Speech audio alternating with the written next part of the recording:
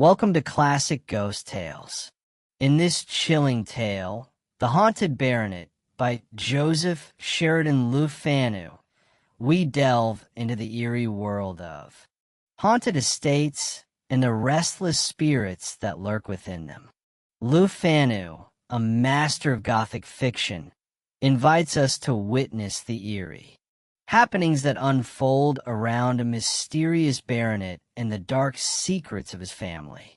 As with many of Le Fanu's works, the line between the supernatural and reality blurs, leaving us with a sense of unease that lingers long after the story ends. Chapter 1. The George and Dragon. The pretty little town of Golden Friars, standing by the margin of the lake, hemmed round by an amphitheater of purple mountain, rich in tint, and furrowed by ravines, high in air when the tall gables and narrow windows of its ancient gray stone houses and the tower of the old church, from which every evening the curfew still rings, show like silver in the moonbeams, and the black elms that stand round throw moveless shadows upon the short level grass is one of the most singular and beautiful sights I have ever seen. There it rises, as from the stroke of the enchanter's wand, looking so light and filmy that you could scarcely believe it more than a picture, reflected on the thin mist of night. On such a still summer night, the moon shone splendidly upon the front of the George and Dragon, the comfortable gray stone inn of Golden Friars, with the grandest specimen of the old inn sign, perhaps, left in England. It looks right across the lake, the road that skirts its margin running by the steps of the hall door, opposite to which, at the other side of the road, between two great posts, and framed in a fanciful wrought iron border, splendid with gilding, swings the famous sign of St. George and the Dragon, gorgeous with color and gold.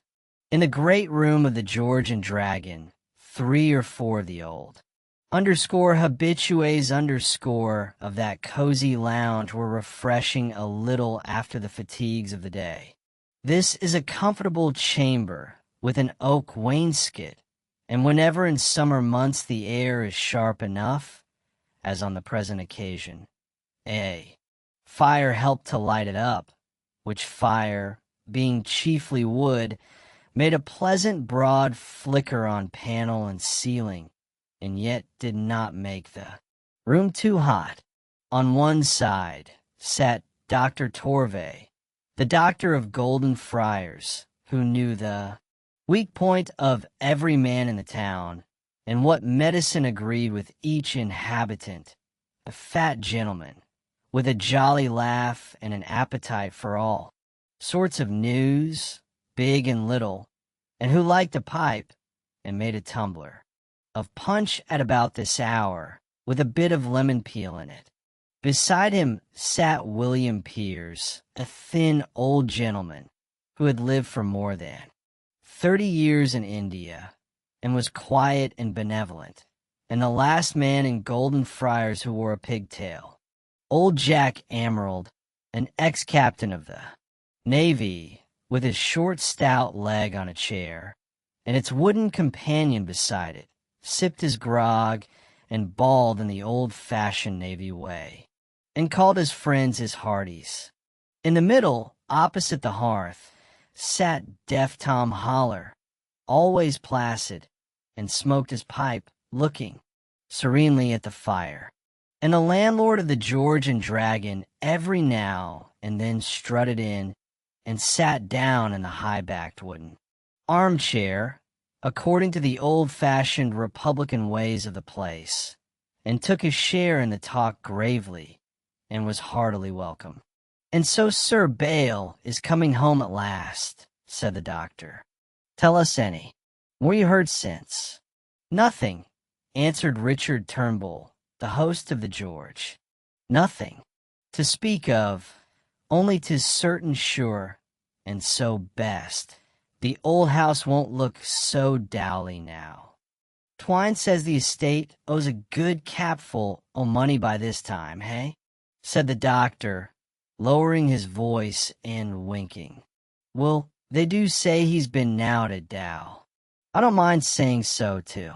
Underscore you if you mind, sir, we're all's friends together. But he'll get that right in time. More like to save here than where he is, said the doctor with another. Grave enough. He does very wisely, said Mr. Piers, having blown out a thin stream of smoke, and creditably to pull up in time. He's coming here to save a little, and perhaps he'll marry, and it is the more creditable, if, as they say, he dislikes the place, and would prefer staying where he is. And having spoken thus gently, Mr. Piers resumed his pipe cheerfully. No, he don't like the place. That is, I'm told he underscore, said the innkeeper. He underscore hates underscore it, said the doctor with another dark nod. And no wonder, if all's true I've heard, cried old Jack Emerald. Didn't he drown a woman and her child in the lake? Hullo, my dear boy, don't let them hear you say that. You're all in the clouds. By gin, exclaimed the landlord after an alarmed silence, with his mouth and eyes open and his pipe in his hand. Why, sir, I pay rent for the house up there. I'm thankful dear knows. I underscore thankful we're all. To ourselves. Jack Emerald put his foot on the floor, leaving his wooden leg in its horizontal position, and looked round a little curiously. Well, if it wasn't him, it was someone else. I'm sure it happened up at Mardyke's. I took the bearings on the water myself from Gladscore to Mardyke's jetty, and from the George and Dragon sign down here down to the White House under Ferrick Fells. I could fix a buoy over the very spot. Someone here told me the bearings. I take my oath, where the body was seen, and yet no boat could ever come up with it. And that was queer, so I clapped it down on my log. Aye, sir, there was some flummery like that. Captain, said Turnbull, for folk will be gabbin'. But 'twas his grandsire was talked o' not. Him, and 'twould play the hangment why me down here, if 'twas thought there was stories like that passin' in the George and Dragon. Well, his grandfather, 'twas all one to him, I take it. There never was no proof, Captain, no more than smoke in the family. Up at Mardyke's wouldn't allow the king to talk o' them like that, sir. For though they be laying deed that had most right to be angered in the matter, there's none o' the name, but would be half daft to think 'twas still believed, and he full out as Michigan as any. Not that I need care, more than another, though they do say he's a bit frozy and short-waisted, for he can't shouter me out o' the George while I pay my rent till 999 year be rin OOT, and a man, be he ne'er S.A. het, has time to cool before then. But there's no good. Coral Lynn YTI folk, and it may lie in his way to do the George Money an ill turn and Money a good one. And it's only fair to say it. Happened a long way before he was born, and there's no good in vexin' him. And I lay ye a pound, Captain, the Dr. Hodds, why me? The doctor, whose business was also sensitive, nodded. And then he said, but for all that, the story's old, Dick Turnbull older than you or I. My jolly good friend, and best forgotten, interposed the host of the George. I best forgotten, but that it's not like to be, said the doctor, plucking up courage.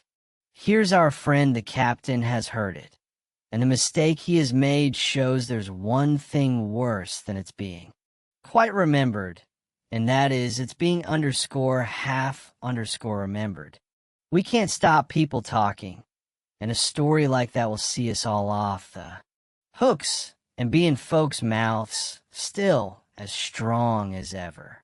Aye, and now I think on it, 'twas Dick Harmon that has the boat down. They're an old tar like myself that told me that yarn. I was trying for pike, and he pulled me over the place, and that's how I came to hear it. I say, Tom, my hearty, serve us out another glass of brandy, will you?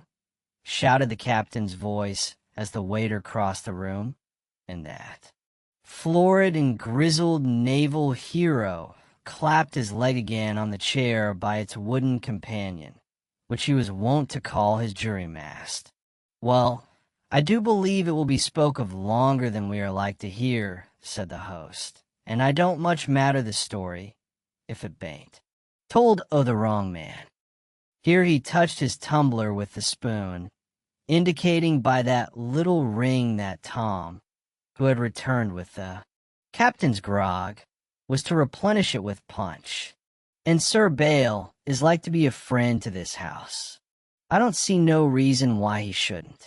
The George and Dragon has been in our family ever since the reign of King Charles II.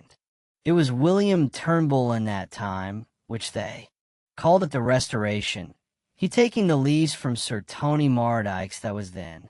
It was but knights then. It was made baronets first. In the reign of King George II, you may see it in the list of baronets and the nobility. The lease was made to William Turnbull, which came from London, and he built the stables, which they was out o' repair, as you may read to this day in the lease, and the house has never had but one sign since the George and Dragon. It is pretty well known in England in one name to its master. It has been owned by a Turnbull from that day to this, and they have not been counted bad men. A murmur of applause testified the assent of his guests. They has been steady church-going folk, and brewed good drink, and maintained the best. O characters, hereaways and farther off too, though 'tis I, Richard Turnbull, that says it, and while they pay their rent, no man has power to put them out, for their title's as good to the George and Dragon, and the 2 fields, and the croft, and the grazing o' their kye on the green, as Sir Bale Mardyke's to the hall up there and his state. So, 'tis now to me, except in the way o' friendliness, what the family may think. O me, only the George and they has always been kind and friendly, and I don't want to break the old custom. Well said, Dick, exclaimed Dr. Torvay. I own to your conclusion. But there ain't a soul here but ourselves, and we're all friends, and you are your own master, and, hang it, you'll tell us that story about the drowned woman, as you heard it from your father long ago. I do, and keep us to our liquor, my hearty, cried the captain. Mr. Piers looked his entreaty, and deaf Mr. Holler, having no interest in the petition, was at least a safe witness, and, with his pipe at his lips, a cozy piece of furniture. Richard Turnbull had his punch beside him. He looked over his shoulder. The door was closed, the fire was cheery, and the punch was fragrant, and all friendly faces about him. So said he, Gentlemen, as you're pleased to wish it, I don't see no great harm in it, and, at any rate, 'twill prevent mistakes. It is more than 90 years since. My father was but a boy then, and many a time I have heard him tell it in this very room. And looking into his glass, he mused, and stirred his punch slowly. Chapter 2. The Drowned Woman. It ain't much of a hominy, said the host of the George.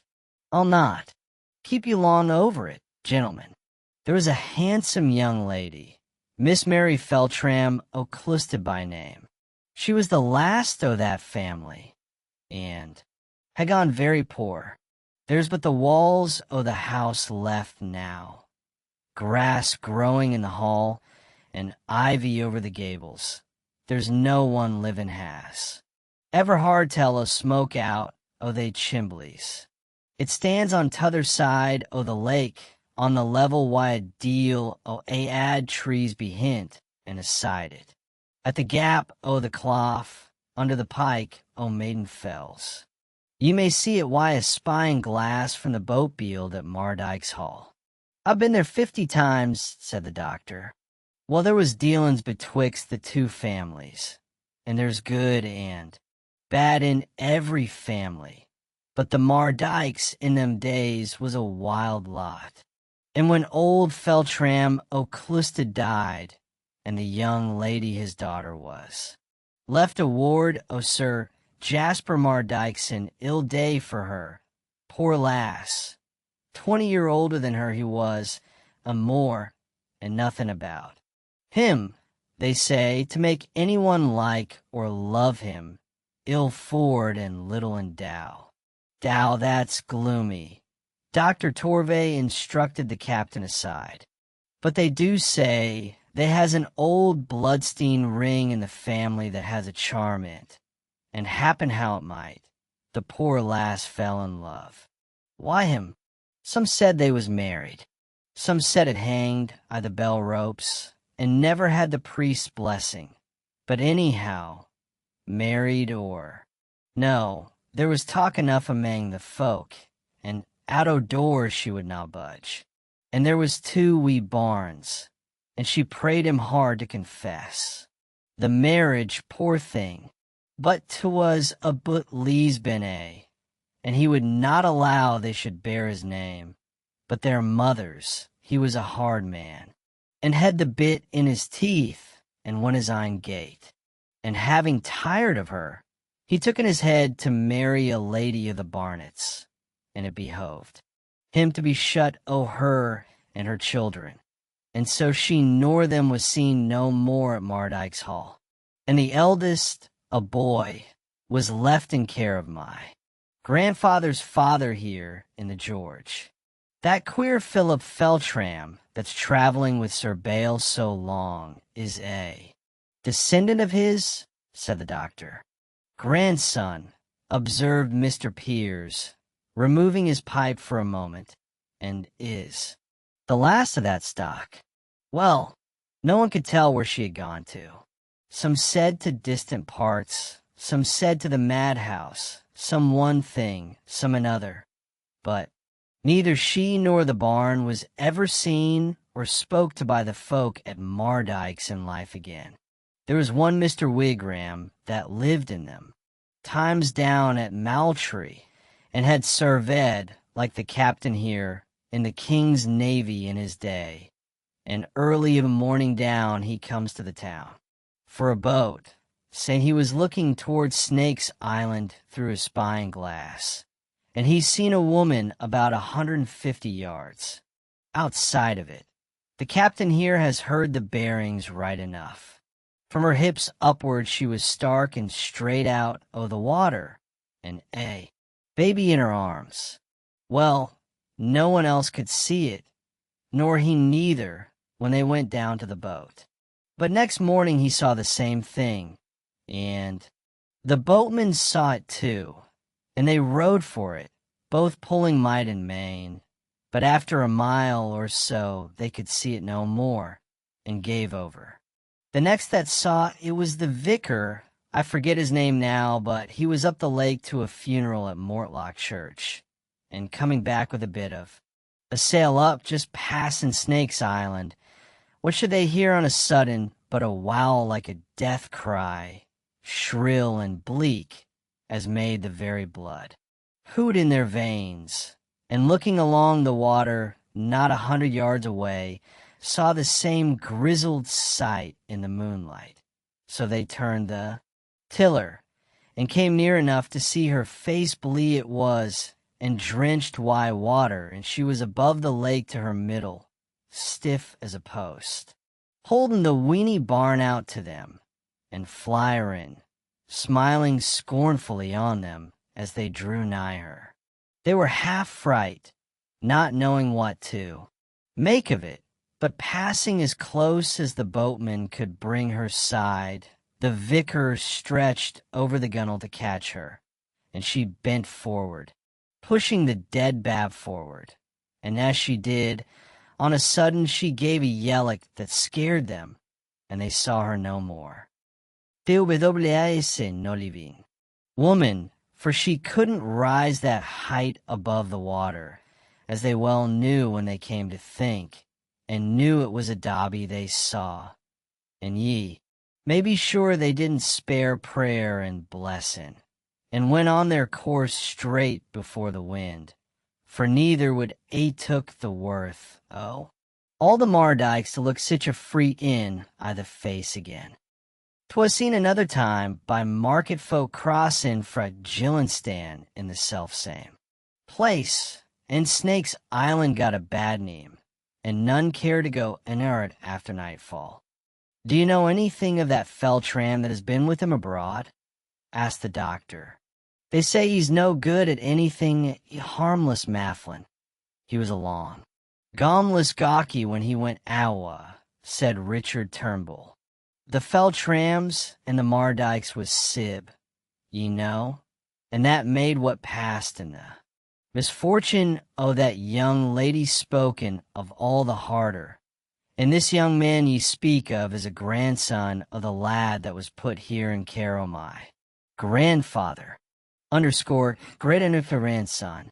His father was grandson, said Mr. Piers. He held a commission in the army and died in the West Indies. This Philip Feltram is the last o' that line illegitimate. You know, it is held in the little that remained of the Feltram property went nearly 80 years ago to the Mardikes, and this Philip is maintained by Sir Bale. It is pleasant, notwithstanding all the stories one hears, gentlemen, that the only thing we know of him for certain should be so creditable to his kindness. To be sure, acquiesced Mr. Turnbull. While they talked, the horns sounded, and the mail coach drew up at the door of the George and Dragon to set down a passenger and his luggage. Dick Turnbull rose and went out to the hall with careful bustle, and Dr. Torvey followed as far as the door, which commanded a view of it, and saw several trunks cased in canvas pitched into the hall, and by careful Tom and a boy lifted one on top of the other behind the corner of the banister. It would have been below the dignity of his cloth to go out and read the labels on these, or the doctor would have done otherwise, so great was his curiosity. Chapter 3. Philip Feltram. The new guest was now in the hall of the George, and Dr. Torvey could hear him talking with Mr. Turnbull. Being himself one of the dignitaries of Golden Friars, the doctor, having regard to first impressions, did not care to be seen in his post of observation, and closing the door gently, returned to his chair by the fire, and in an undertone informed his cronies that there was a new arrival in the George, and he could not hear, but would not wonder if he were taking a private room, and he seemed to have trunks enough to build a church with. Don't be too sure we haven't Sir Bale on board, said Emerald, who would have followed his crony the doctor to the door, for never was retired naval hero of a village more curious than he were it not that. His wooden leg made a distinct pounding on the floor that was inimical, as experience had taught him, to mystery. That can't be, answered the doctor. Charlie Twine knows everything about it, and has a letter every second day, and there's no chance of Sir Bale before the 10th. This is a tourist, you'll find. I don't know what the DL keeps Turnbull. He knows well enough we are all naturally willing to hear who it is. Well, he won't trouble us here, I bet ye. And catching deaf, mister. Holler's eye, the captain nodded and pointed to the little table beside him and made a gesture imitative of the rattling of a dice box, at which that quiet old gentleman also nodded sunnily, and up got the captain and conveyed the backgammon box to the table, near Holler's elbow, and the two worthies were soon cinque-du-chaying and cater-racing with the pleasant clatter that accompanies that ancient game. Holler had thrown sizes and made his double point, and the honest captain, who could stand many things better than Holler's throwing such throws so early in the evening, cursed his opponent's luck and sneered at his play, and called the company to witness, with a distinctness which a stranger to smiling Holler's deafness would have thought hardly civil. And just at this moment the door opened, and Richard Turnbull showed his new guest into the room and ushered him to a vacant seat near the other corner of the table before the fire. The stranger advanced slowly and shyly, with something a little deprecatory in his air, to which a lathy figure, a slight stoop, and a very gentle and even heartbroken look in his pale, long face gave a more marked character of shrinking and timidity. He thanked the landlord aside, as it were, and took his seat with a furtive glance round, as if he had no right to come in and intrude upon the happiness of these honest gentlemen. He saw the captain scanning him from under his shaggy gray eyebrows while he was pretending to look only at his game, and the doctor was able to recount to Mrs. Torvey, when he went home, every article of the stranger's dress. It was odd and melancholy as his peaked face. He had come into the room with a short black cloak on, and a rather tall foreign felt hat, and a pair of shiny leather gaiters or leggings on his thin legs, and altogether presented a general resemblance to the conventional figure of Guy Fawkes. Not one of the company assembled knew the appearance of the baronet. The doctor and old Mr. Piers remembered something of his looks, and certainly they had no likeness, but the reverse to those presented by the newcomer. The baronet, as now described by people who had chanced to see him, was a dark man, not above the middle size, and with a certain decision in his air and talk, whereas this person was tall, pale, and in air and manner feeble. So this broken trader in the world's commerce, with whom all seemed to have gone wrong, could not possibly be he. Presently, in one of his stealthy glances, the doctor's eye encountered that of the stranger, who was by this time drinking his tea, thin and feminine liquor little used in that room.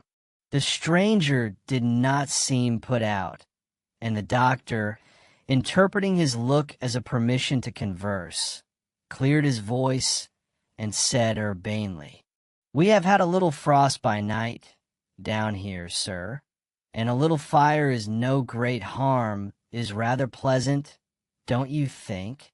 The stranger bowed acquiescence with a transient wintry smile and looked gratefully on the fire. "This place is a good deal admired, sir, and people come a good way to see it. You have been here perhaps before?" "Many years ago." Here was another pause. "Places change imperceptibly in detail, at least a good deal," said the doctor, making an effort to keep up a conversation that plainly would not go on of itself. "And people, too. Population shifts. There's an old fellow, sir, they call underscore death, and an old fellow they call the underscore doctor underscore that helps him through in Captain humorously, allowing his attention to get entangled in the conversation, and treating them to one of his tempestuous ha-ha-has. We are expecting the return of a gentleman who would be a very leading member of our little society down here," said the doctor, not noticing. "The captain's joke. I mean Sir Bale Mardyke's. Mardyke's Hall is a pretty object from the water, sir, and a very fine old place."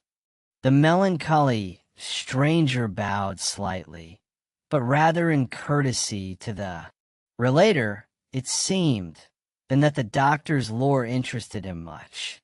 "And on the opposite side of the lake," continued Dr. Torvay, "there is a building that contrasts very well with it, the old house of the Feltrams, quite a ruin now, at the mouth of the Glen-clusted house, a very picturesque object.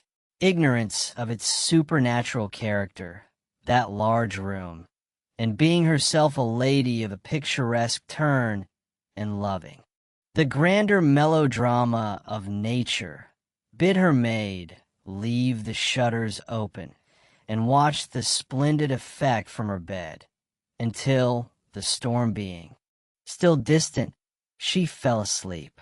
It was traveling slowly across the lake, and it was the deep-mouthed clangor of its near approach that startled her, at dead of night, from her slumber, to witness the same phenomena in the tremendous loudness and brilliancy of their near approach.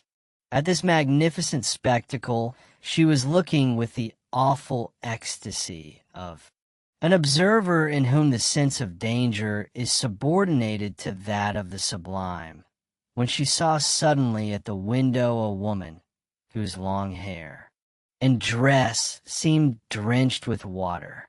She was gazing in with a look of terror, and was shaking the sash of the window with vehemence.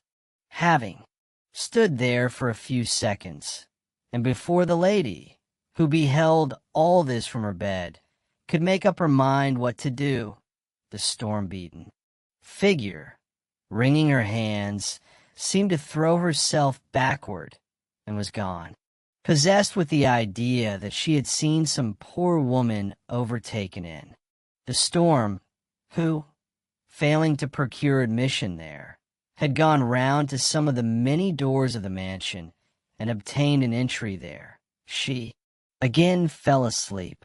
It was not till the morning, when she went to her window to look out upon the now tranquil scene, that she discovered what, being a stranger to the house, she had quite forgotten that this room was at a great height, some 30 feet from the ground. Another story was that of good old Mr. Randall Rymer, who was often a visitor at the house in the late Lady Mardyke's day.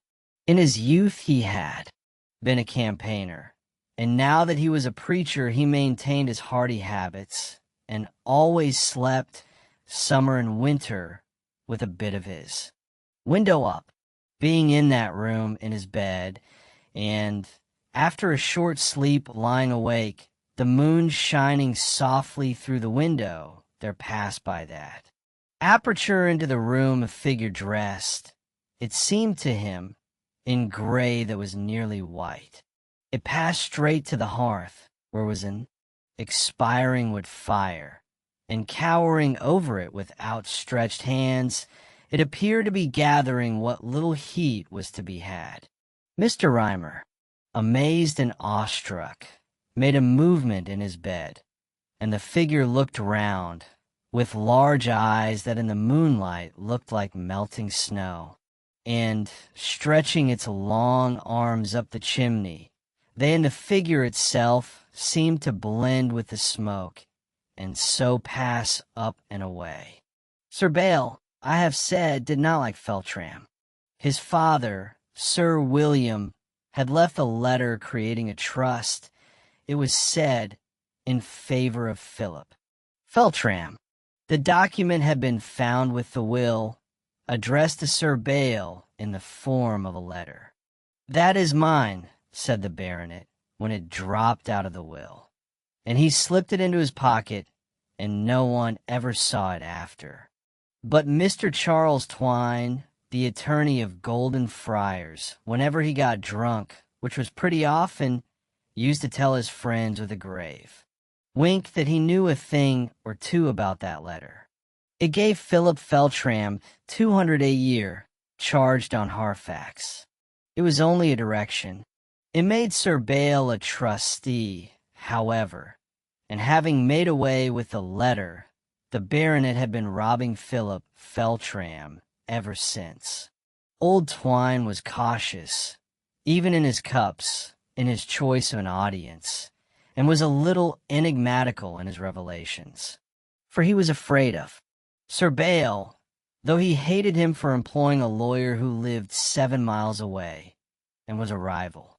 So people were not quite sure whether Mr. Twine was telling lies or truth, and the principal fact that corroborated his story was Sir Bael's manifest hatred of his secretary.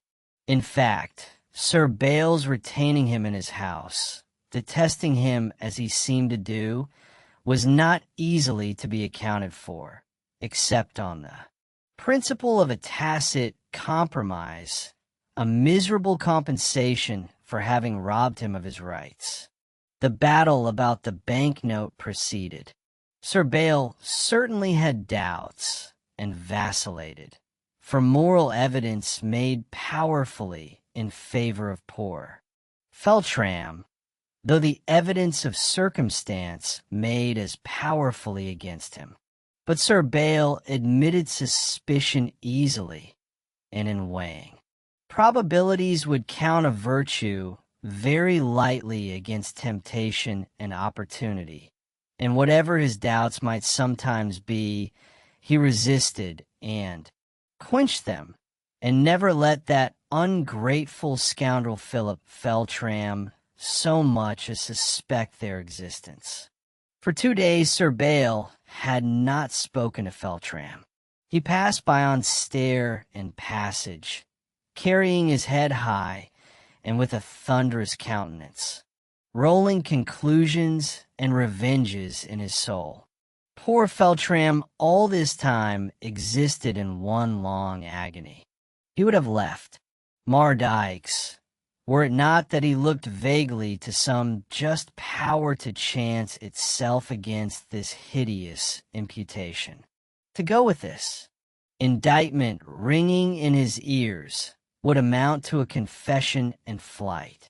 Mrs. Juniper consoled him with might and main.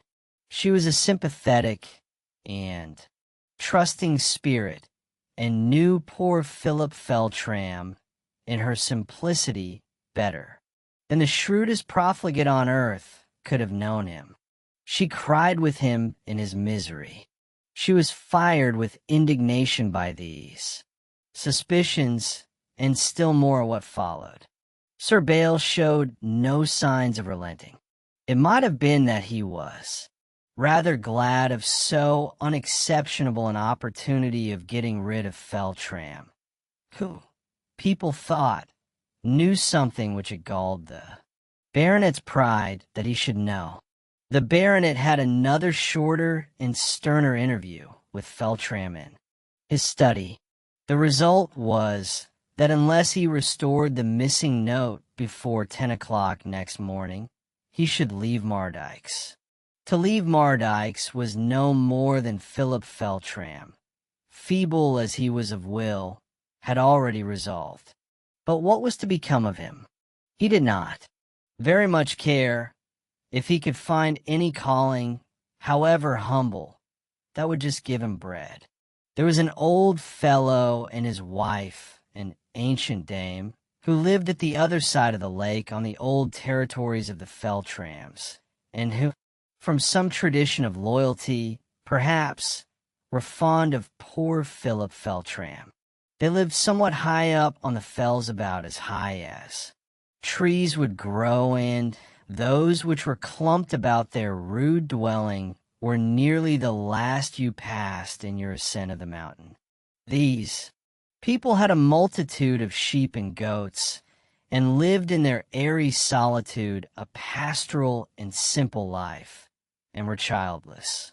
Philip Feltram was hardy and active, having passed his early days among that arduous scenery, Cold and rain did not trouble him, and these people being wealthy in their way and loving him will be glad to find him employment of that desultory pastoral kind which would best suit him.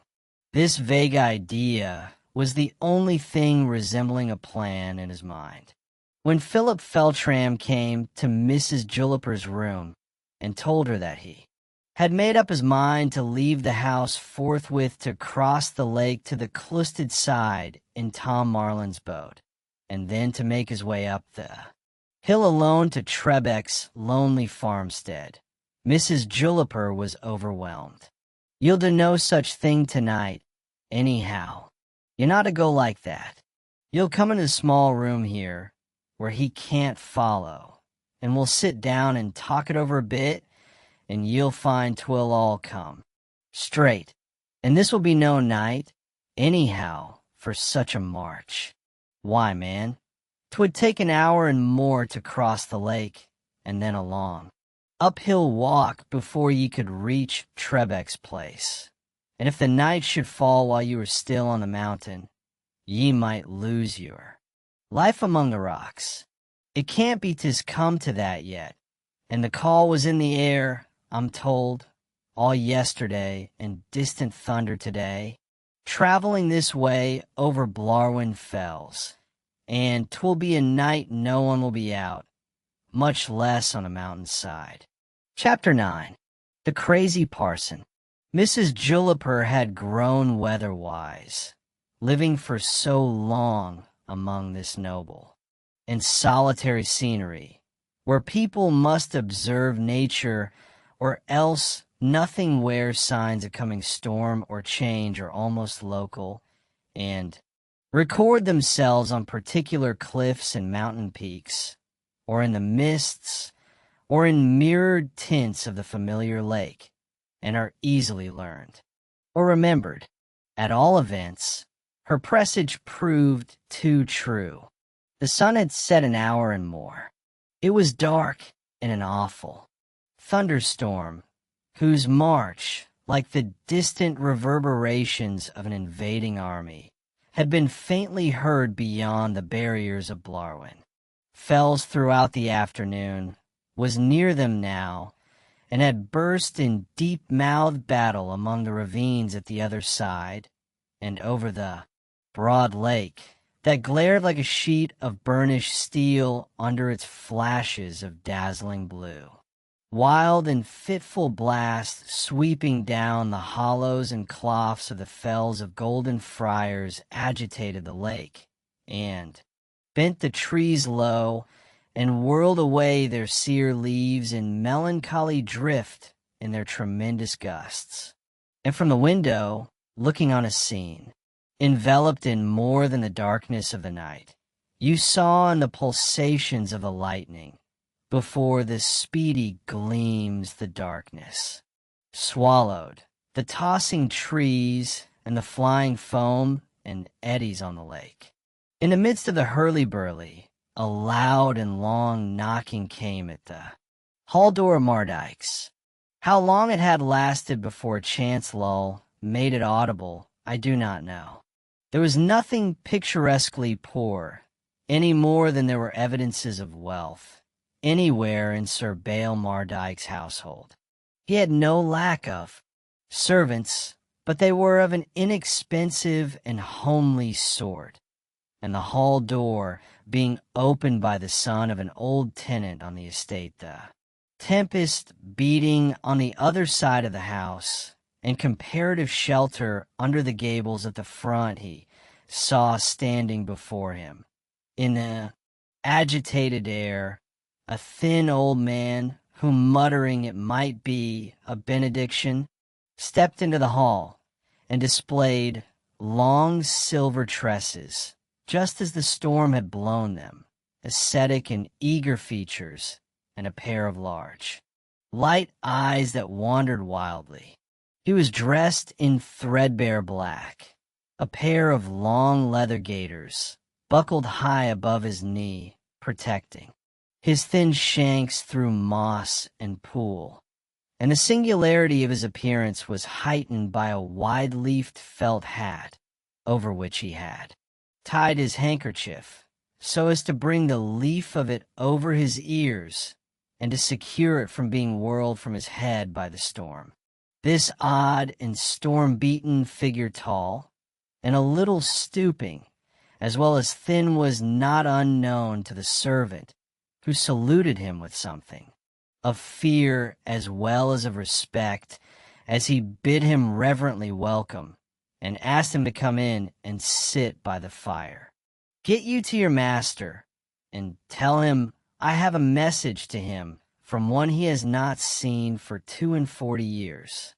As the old man, with his harsh old voice, thus spoke, he unknotted his handkerchief and bet the raindrops from his hat upon his knee. The servant knocked at the library door, where he found Sir Bayle. "Well, what's the matter?" cried Sir Bayle sharply from his chair before the fire, with angry eyes looking over his shoulder. "Here's tea, sir, come, man." "Sir Bayle," he answered. "Sir," or the "sir," is still used as the clergyman's title in the Northumbrian counties. "What's sir?" "Sir Hugh Cresswell, if you please, Sir Bayle." "Ho, Mad Cresswell. Oh, the crazy parson. Well, tell Mrs. Julliper to let him have some supper and to let him have a bed in some suitable place. That's what he wants. These mad fellows know what they are about. No, Sir Bayle Mardikes, that is not what he wants," said the loud wild voice of the daft sir over the servant's shoulder. "Often has Mardikes Hall given me share of its cheer and its shelter and the warmth of its fire, and I bless the house that has been an inn to the wayfarer of the Lord. But tonight I go up the lake to Pinder's Beeld, 3 miles on, and there I rest and refresh not here." "And why not underscore here underscore Mr. Cresswell?" asked the baronet. "For about this crazy old man who preached in the fields and appeared and disappeared so suddenly in the orbit of his wide and unknown perambulations of those northern and border counties. There was that sort of superstitious feeling which attaches to the mysterious and the good idea that it was lucky to harbor and dangerous to offend him. No one knew whence he came or whither he went. Once in a year, perhaps, he might appear at a lonely farmstead door among the fells, salute the house, enter, and be gone in the morning. His life was austere, his piety enthusiastic, severe, and tinged with the craze which inspired among the rustic population a sort of awe. "I'll not sleep at Mardikes tonight, neither will I eat, nor drink, nor sit me down, no, nor so much as stretch my hands to the fire. As the man of God came out of Judah to King Jeroboam, so come I to you, sent by a vision, to bear a warning. And as he said, if thou wilt give me half thy house, I will not go in with thee, neither will I eat bread nor drink water in this place. So also say I." "Do as you please," said Sir Bayle, a little sulkily. "Say your say, and you're welcome to stay or go, if go you will on so mad a night as this." "Leave us," said Cresswell, beckoning the servant back with his thin hands. "What I have to say is to your master." The servant went, in obedience to a gesture from Sir Bayle, and shut the door. The old man drew nearer to the baronet, and lowering his loud, stern voice a little, and interrupting his discourse from time to time, to allow the near thunder peals to subside, he said, "Answer me, Sir Bayle, what is this that has chanced between you and Philip Feltram?" The baronet, under the influence of that blunt and peremptory demand, told him shortly and sternly enough. And of all these facts you are sure, else you would not blast your early companion and kinsman with the name of thief. Honors for sure, said Sir Bael grimly. Unlock that cabinet, said the old man with the long white locks. I've no objection, said Sir Bael. And he did unlock an old oak cabinet that stood carved in high relief with strange figures and Gothic grotesques against the wall opposite the fireplace. On opening it, there were displayed a system of little drawers and pigeonholes, such as we see in more modern escritoires. Open that drawer with the red mark of a seal upon it, continued Hugh Cresswell, pointing to it with his lank finger. Sir Bael did so, and to his momentary amazement and even consternation, there lay the missing note, which now, with one of those sudden caprices of memory which depend on the laws of suggestion and association, he remembered having placed there with his own hand. That is it, said old Cresswell with a pallid smile, and fixing his wild eyes on the baronet. The smile subsided into a frown, and said he, Last night I slept near Hayworth Moss, and your father came to me in a dream and said, My son Bael accuses Philip of having stolen a banknote from his desk. He forgets that he himself placed it in his cabinet. Come with me. I was in the spirit in this room, and he led me to this cabinet, which he opened, and in that drawer he showed me that note. Go, said he, and tell him to ask Philip Feltram's pardon, else he will but go in. Weakness to return in power. And he said that which it is not lawful to repeat. My message is told. Now a word for myself, he added sternly. The dead, through my lips, has spoken, and under God's thunder and lightning his words have found ye. Why so uppish, why Philip Feltram? See, how ye thrept, and yet were wrong. He's no tazzle, he's no taggled. Ask his pardon. Ye must change, or he will no taggled. Go in weakness, come in power. Mark ye the words. 'Twill make a peal that will be heard in tune and desert, in the swirls o' the mountain, through pikes and valleys, and Mac-a-Wally man o' thee. The old man with these words, uttered in the broad northern dialect of his common speech, strode from the room and shut the door. In another minute he was forth into the storm, pursuing what remained of his long march to Pinder's Beeld. Upon my soul, said Sir Bael, recovering from his sort of stun which the sudden and strange visit had left. That's a cool old fellow, come to rate me and teach me my own business in my own house. And he rapped. Not a fierce oath. Change his mind or no. Here he shan't stay tonight, not an hour.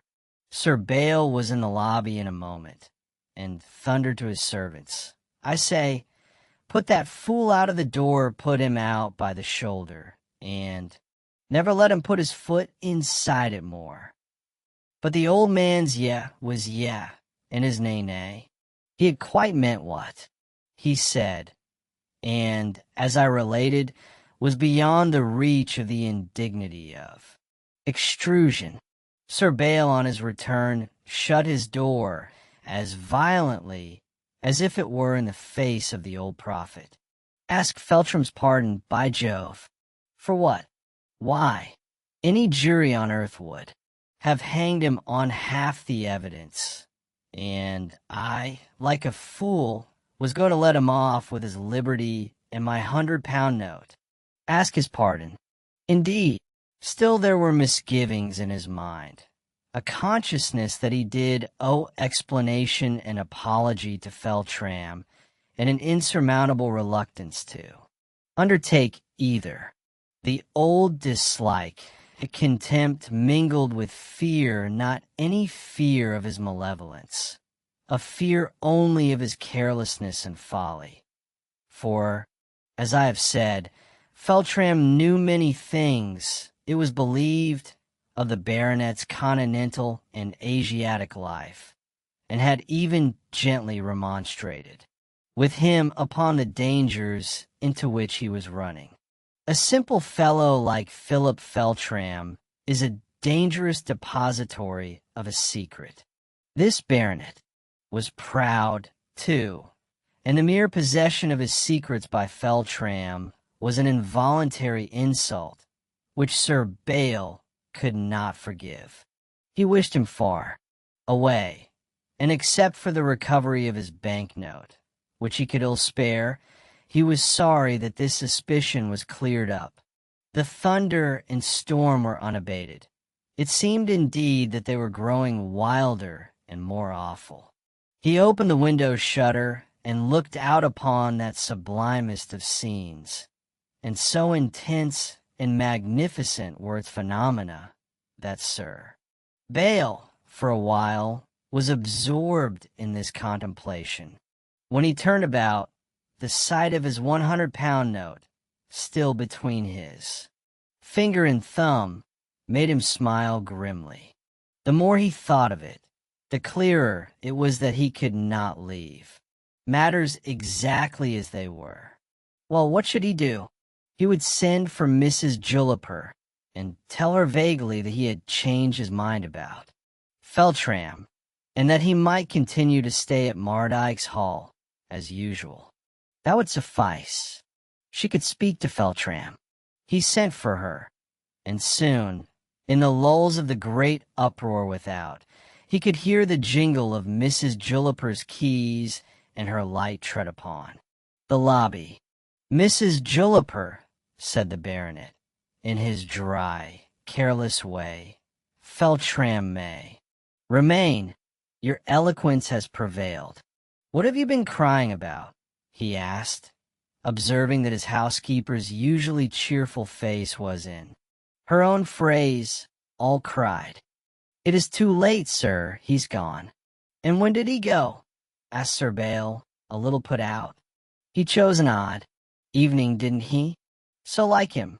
He went about half an hour ago. And I'm very sorry, sir. It's a sore sight to see the poor lad going from the place he was reared in, and a hard thing, sir. And on such a night, above all. No one asked him to go tonight. Where's he gone to? I don't know. I'm sure. He left my room, sir, when I was upstairs, and Janet saw him pass the window not 10 minutes after Mr. Cresswell left the house. Well, then, there's no good, Mrs. Julliper, in thinking more about it. He has settled the matter his own way, and as he so ordains, say good night. Chapter 10. Adventure in Tom Marlin's Boat. Philip Feltram was liked very well, a gentle, kindly, and very timid creature, and, before he became so heartbroken, a fellow who liked a joke or a pleasant story, and could laugh heartily. Where will Sir Bayle find so unresisting and respectful and retainer? And who will he bully now? Something like remorse was worrying Sir Bayle's heart a little, and the more he thought on the strange visit of Hugh Cresswell that night, with its unexplained menace, the more uneasy he became.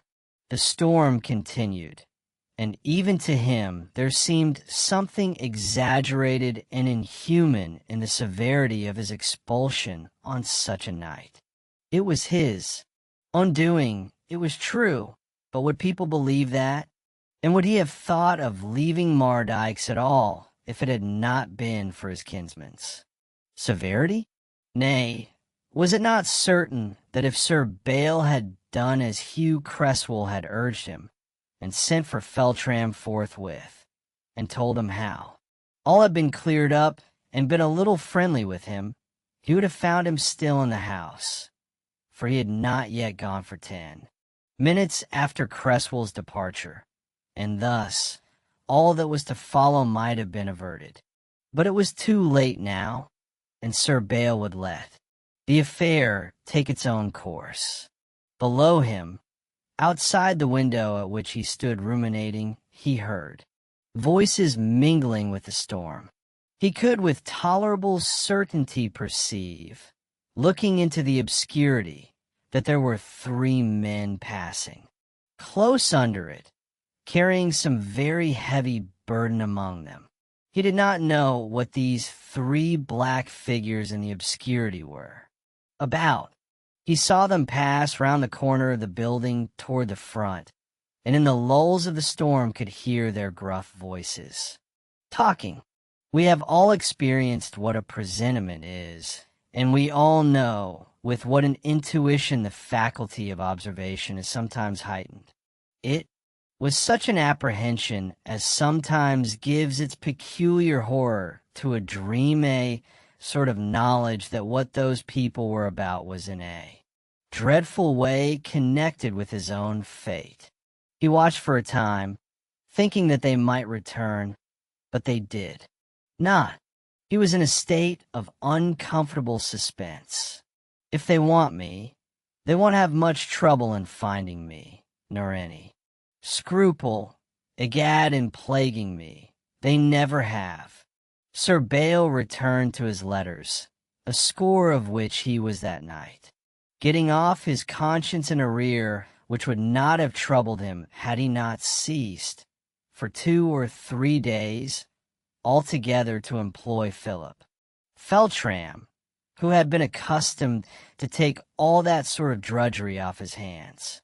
All the time he was writing now, he had a feeling that the shadows he had seen pass under his window were machinating some trouble for him, and an uneasy suspense made him lift his eyes now and then to the door, fancying sounds and footsteps, and after a resultless wait he would say to himself, "If anyone is coming, why the devil don't he come?"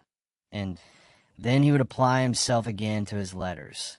But on a sudden he heard good Mrs. Juniper's step trotting along the lobby, and the tiny ringing of her keys.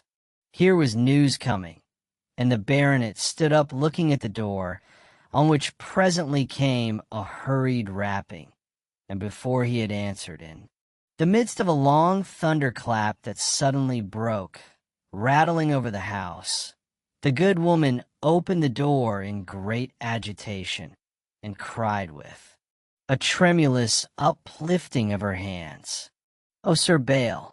Oh, la, sir! Here's poor dear Philip Feltram come home. Dead!"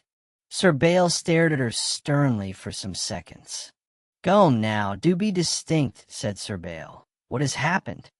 "He's lying on the sofa in the old still-room. You never saw my God. Oh, sir, what is life? Dean it, can't you cry by and by, and tell me what's the matter now? A bit o' fire there, as luck would have it, but what is hot or cold? Now, la, sir, they're all doing what they can. He's drowned, sir, and Tom Warren is on the gallop down to Golden Friars for Dr. Torvay. Underscore he drowned, or is it only a ducking? Come, bring me to the place. Dead men don't usually want a fire, or consult doctors. I'll see for myself." So Sir Bael Mardikes, pale and grim, accompanied by the light-footed Mrs. Juniper, strode along the passages, and was led by her into the old still-room, which had ceased to be used for its original purpose. All the servants in the house were now collected there, and 3 men also who lived by the margin of the lake, one of them thoroughly drenched, with rivulets of water still trickling from his sleeves, water along the wrinkles and pockets of his waistcoat and from the feet of his trousers, and pumping and oozing from his shoes and streaming from his hair down the channels of his cheeks like a continuous rain of tears. The people drew back a little as Sir Bael entered with a quick step and a sharp, pallid frown on his face. There was a silence as he stooped over. Philip Feltram, who lay on a low bed next the wall, dimly lighted by 2 or 3 candles here and there about the room. He laid his hand, for a moment, on his cold, wet breast. Sir Bael knew what should be done in order to give a man in such a case his last chance for life. Everybody was speedily put in motion. Philip's drenched clothes were removed. Hot blankets enveloped him, warming pans, and hot bricks lent their aid. He was placed at the prescribed angle, so that the water flowed freely from his mouth. The old expedient for inducing artificial breathing was employed, and a lusty pair of bellows did duty for his lungs. But these helps to life and suggestions to nature availed not. Forlorn and peaceful lay the features of poor Philip Feltram, cold and dull to the touch, no breath through the blue lips, no sight in the fish-like eyes, pulseless and cold in the midst of all the hot bricks and warming pans about him. At length, everything having been tried, Sir Bael, who had been directing, placed his hand within the clothes and laid it silently on Philip's shoulder and over his heart, and after a little wait, he shook his head, and looking down on his sunken face, he said, "I'm afraid he's gone. Yes, he's gone, poor fellow. And bear you this in mind, all of you. Mrs. Juniper there can tell you more about it. She knows that it was certainly in no compliance with my wish that he left the house tonight.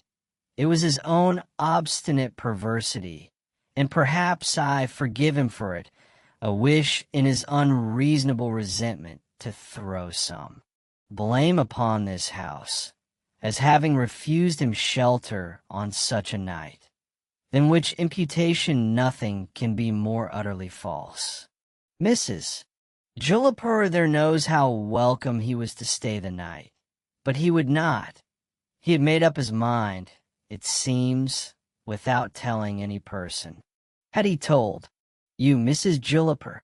No, sir, sobbed Mrs. Juniper from the center of a pocket handkerchief, in which her face was buried. Not a human being, an angry whim of his own. Poor Feltram. And here's the result, said the baronet. We have done our best, done everything. I don't think the doctor, when he comes, will say that anything has been omitted, but all won't do. Does anyone here know how it happened? 2 men knew very well the man who had been ducked, and his companion, a younger man who was also in the still room, and had lent a hand in carrying Feltram up to the house. Tom Marlin had a queer old stone tenement by the edge of the lake just under Mardyke's Hall. Some people said it was the stump of an old tower that had once belonged to Mardyke's castle, of which in the modern building scarcely a relic was discoverable. This Tom Marlin had an ancient right of fishing in the lake, where he caught pike enough for all golden friars, and keeping a couple of boats. He made money beside by ferrying passengers over now and then. This fellow, with a furrowed face and shaggy eyebrows, bald at top, but with long grizzled locks falling upon his shoulders, said, "W, why me this morning?" saying he'd want T-boat to cross the lake. But he didn't say what hour, and when it came on to thunder and blow like this, ye guess I did not look to see him tonight. Well, my wife was just lighting a pigtail, though light enough, and to spare there was in the lift already when who should come clattering at the latch pin in. The blow o' thunder and wind, but Philip, poor lad, himself, and an ill hour for him it was. He's been some time in ill fettle, though he was. Never froze he, not he, but always kind and dus, and canny once like, on either. And he asked me to tack the boat across the lake at once to the clough o' clusted at t'other side. The woman took the pet and wat. Here out, and doll me if I go tonight, quoth I. But he would not be. Put off so, not he, and ding drive he went to it, crying and portrayed as said, poor fellow, he was rang as garrets and most. So at long. Last I bethought me, there's now to a sea to the north o' Snake's Island, so I'll pull him by that side, for the storm is blowing right up. By Golden Friars, ye mind, and when we get near the point, thinks I, he'll see wise e'en how the lake is, and jie it up. For I liked him, poor lad, and seeing he'd set his heart on't, I wouldn't vex nor frump him, why no.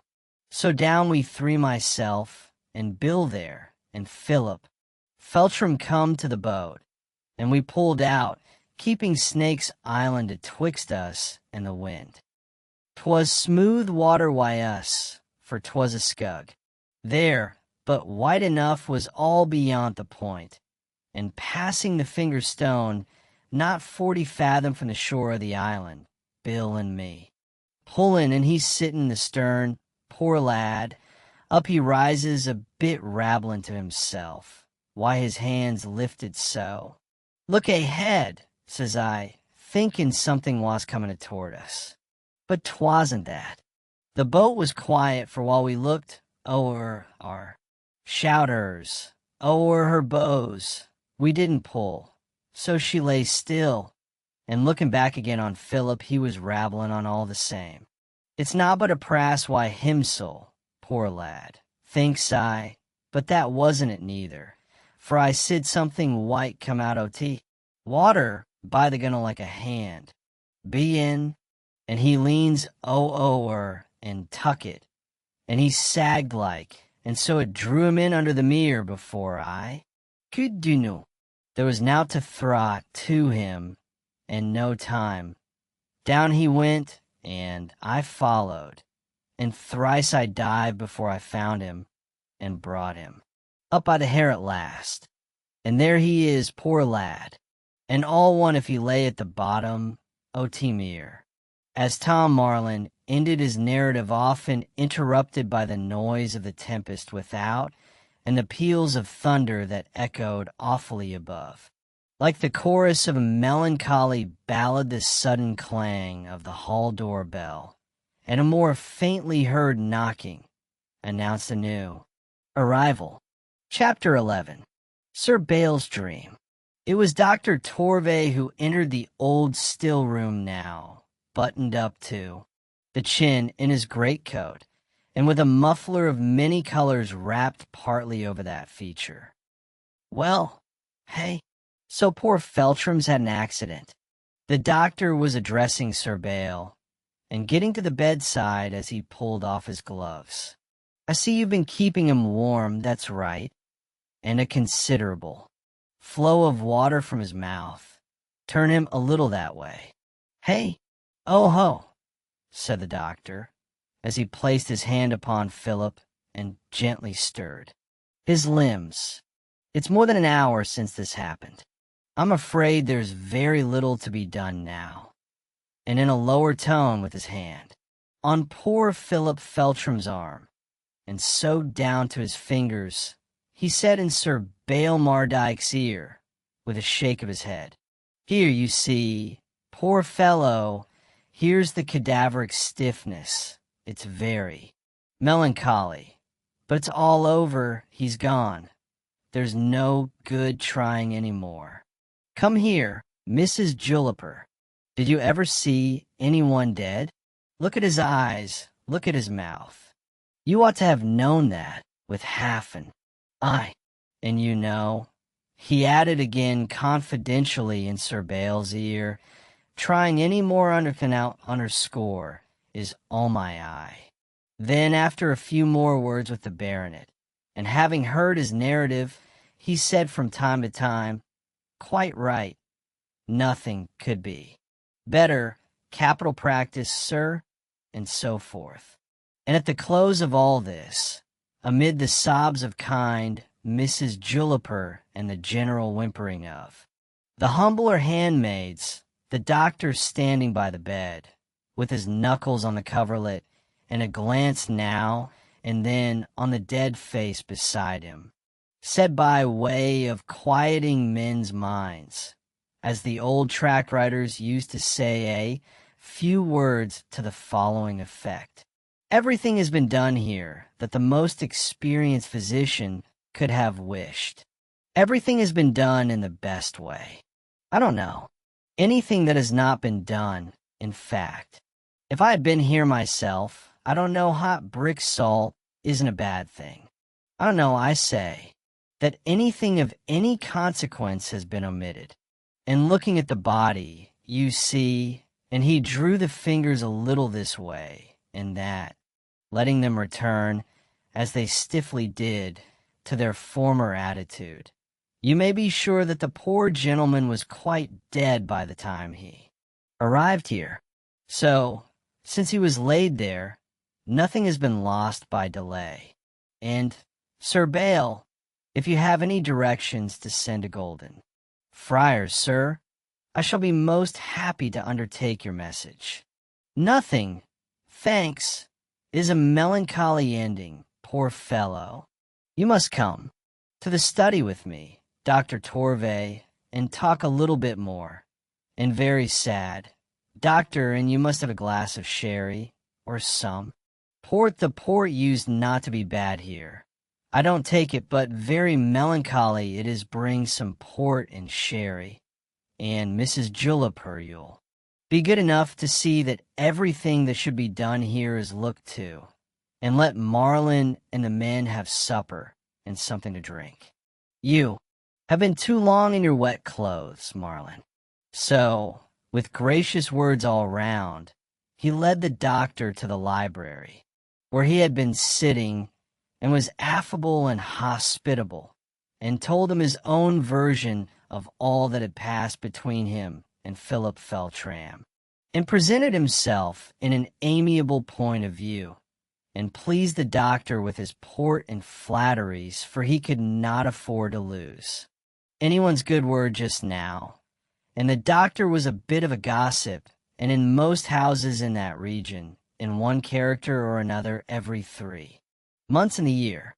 So in due time the doctor drove back to Golden Friars with a high opinion of Sir Bayle, and higher still of his port, and highest of all of himself, in the best possible humor with the world, not minding the storm that blew in his face, in which he defied in good-humored mock heroic spoken in somewhat thick accents, and regarding the thunder and lightning as a lively gala of fireworks.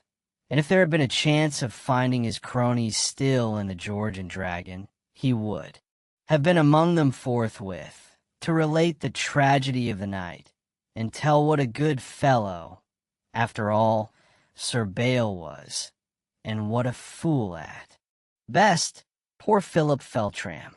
But the George was quiet for that night. The thunder rolled over voiceless chambers, and the lights had been put out within the windows, on whose multitudinous small panes the lightning glared. So the doctor went home to Mrs. Torvay, whom he charmed into good-humored curiosity by the tale of wonder he had to relate. Sir Bayle's qualms were symptomatic of something a little less sublime and more selfish than conscience. He was not sorry that Philip Feltram was out of the way. His lips might begin to babble inconveniently at any time, and why should not his mouth be stopped? And what stop her so? Effectual as that plug of clay which fate had introduced. But he did not want to be charged with the odium of the catastrophe. Every man cares something for the opinion of his fellows. And seeing that Feltram had been well liked, and that his death had excited a vehement commiseration, Sir Bael did not wish it to be said that he had made the house too hot to hold him, and had so driven him to extremity. Sir Bael's first agitation had subsided. It was now late.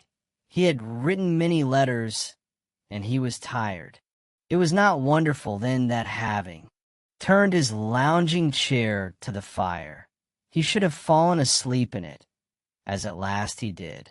The storm was passing gradually away by this time.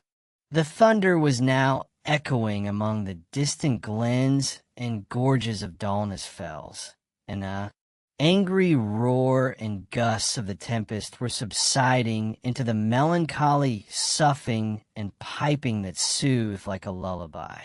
Sir Bael therefore had his unpremeditated sleep very comfortably, except that his head was hanging a little uneasily, which perhaps helped him to this dream. It was one of those dreams in which the continuity of the waking state that immediately preceded it seems unbroken, for he thought that he was sitting in the chair which he occupied, and in the room where he actually was. It seemed to him that he got up, took a candle in his hand, and went through the passages to the old still room where Philip Feltram lay. The house seemed perfectly still. He could hear the chirp of the crickets faintly from the distant kitchen, and the tick of the clock sounded loud and hollow along the passage. In the old still room, as he opened the door, was no light except what was admitted from the candle he carried. He found a body of poor Philip Feltram, just as he had left it. His gentle face, saddened by the touch of death, was turned upwards with white lips, with traces of suffering fixed in its outlines, such as caused Sir Bael, standing by the bed, to draw the coverlet over the dead man's features, which seemed silently to upbraid him. "Gone in weakness," said Sir Bael, repeating the words of the daft Sir Hugh Cresswell. As he did so, a voice whispered near him, with a great sigh, "Come in power." He looked round in his dream, but there was no one. The light seemed to fail, and a horror slowly overcame him, especially as he thought he saw the figure under the coverlet stealthily beginning to move, backing towards the door, for he could not take his eyes off it. He saw something like a huge black ape creep out at the foot of the bed, and springing at him, it griped him by the throat, so that he could not breathe, and 1,000 voices were instantly round him, hollowing, cursing, laughing in his ears, and in this direful plight he waked. Was it the ring of those voices still in his ears, or a real shriek, and another, and a long peal, shriek after shriek, swelling madly through the distant passages that held him still, freezing in the horror of his dream? I will tell you what this noise was. Chapter 12. Marcella Bligh and Judith Whale keep watch. After his bottle of port with Sir Bael, the doctor had gone down again to the room where poor Philip Feltram lay. Mrs. Juniper had dried her eyes and was busy by this time, and 2 old women were making all their arrangements for a night watch by the body, which they had washed, and, as their phrase goes, laid out in the humble bed where it had lain, while there was still a hope that a spark sufficient to rekindle the fire of life might remain. These old women had points of resemblance. They were lean, sallow, and wonderfully wrinkled, and looked each malign and ugly enough for a witch.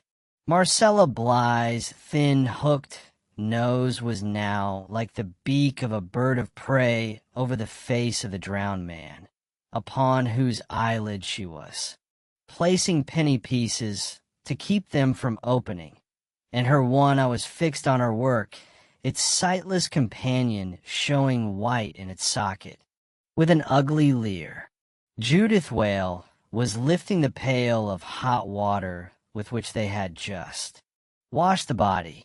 She had long, lean arms, a hunched back, a great sharp chin sunk on her hollow breast, and small eyes restless as a ferret's. And she clattered about in great bowls of shoes, old and clout, that were made for a foot as big as two of hers. The doctor knew these two old women, who were often employed in such dismal offices. "How does Mrs. Bligh? See me with half an eye? Hey, that's rhyme, isn't it? And Judy lass, why, I thought you lived nearer the town here, making poor Mr. Feltram's last toilet. You have helped to dress many, eh? Poor fellow for his last journey. Not a bad notion of drill, either. They stand at attention stiff and straight enough in the sentry box. Your recruits do you credit, Mrs. Whale."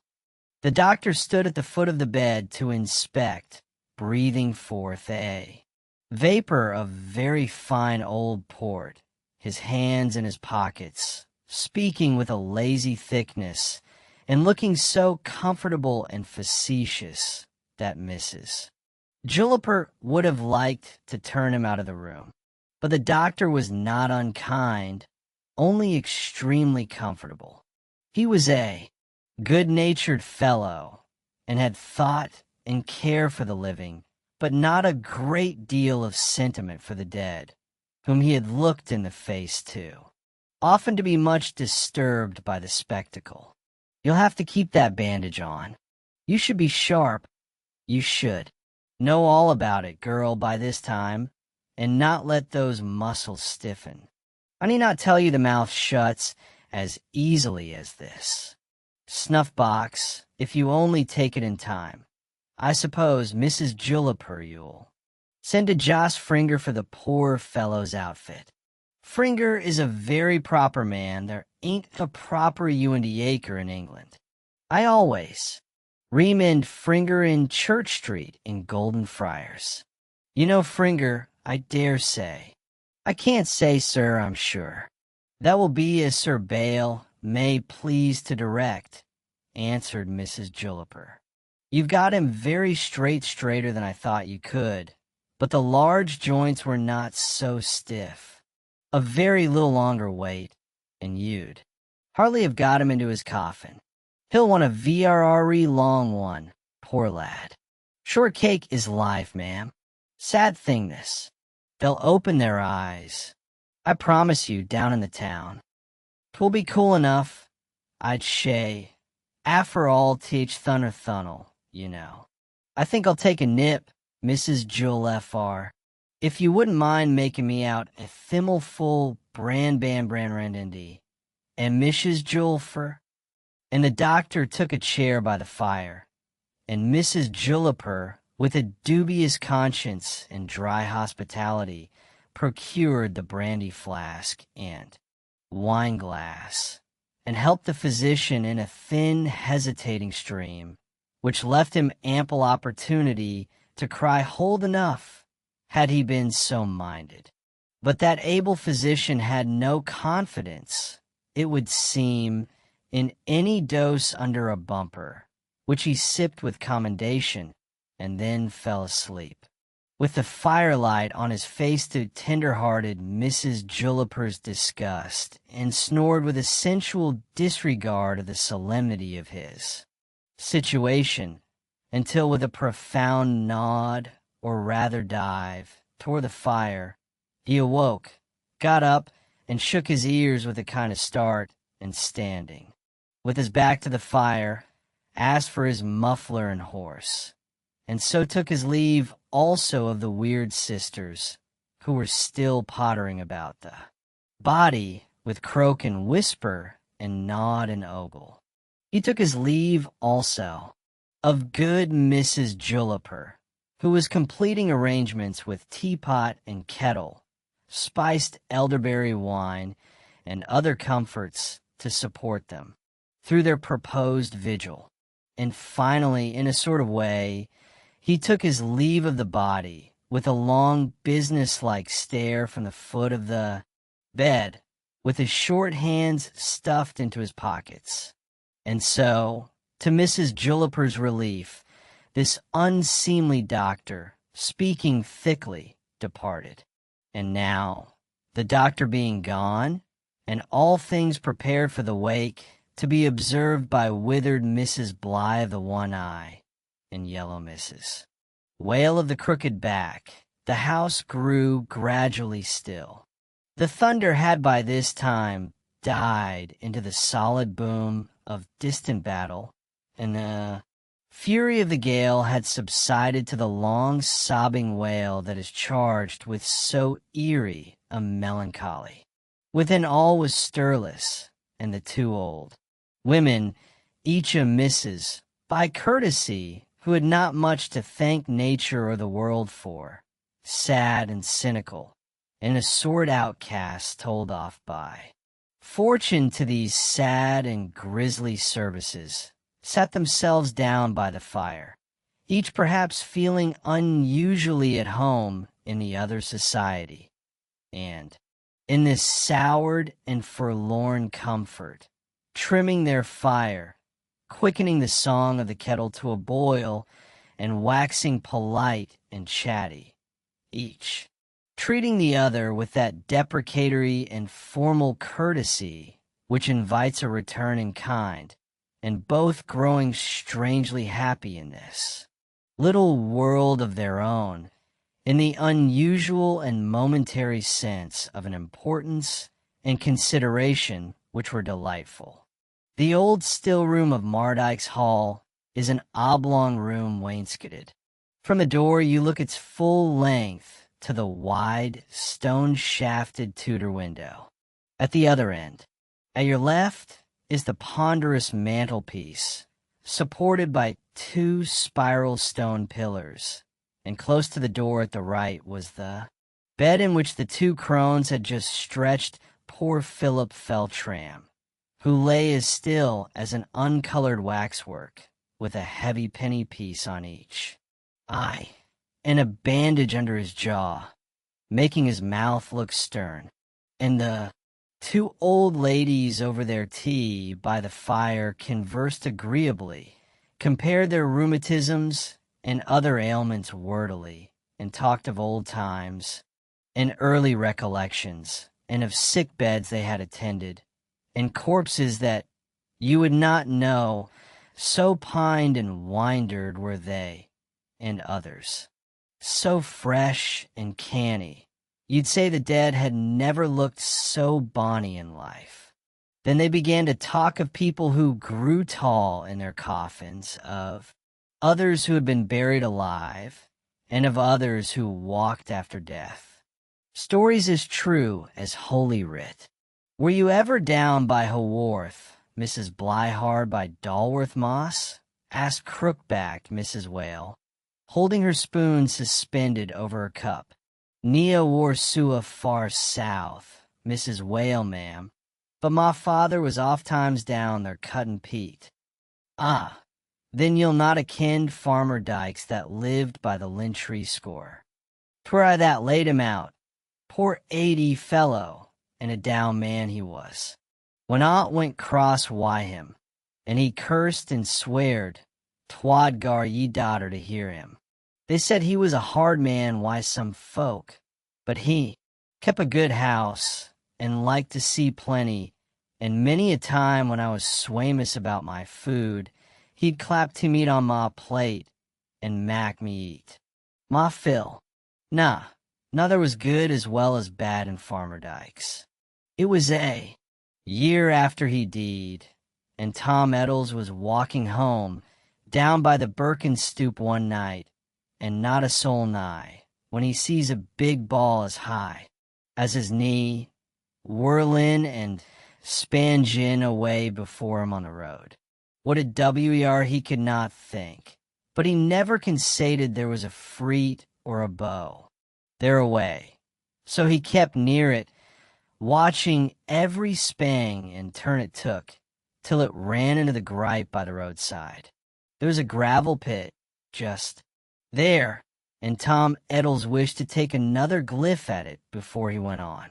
But when he keeked into the pit, what should he see but a man, atop a horse that could not get up or on, and says he, I think he be, at a deadlift there, gaffer, and why the word, up looks the man, and who sud it be but Farmer Dykes himsel, and Tom Eddles saw him plain.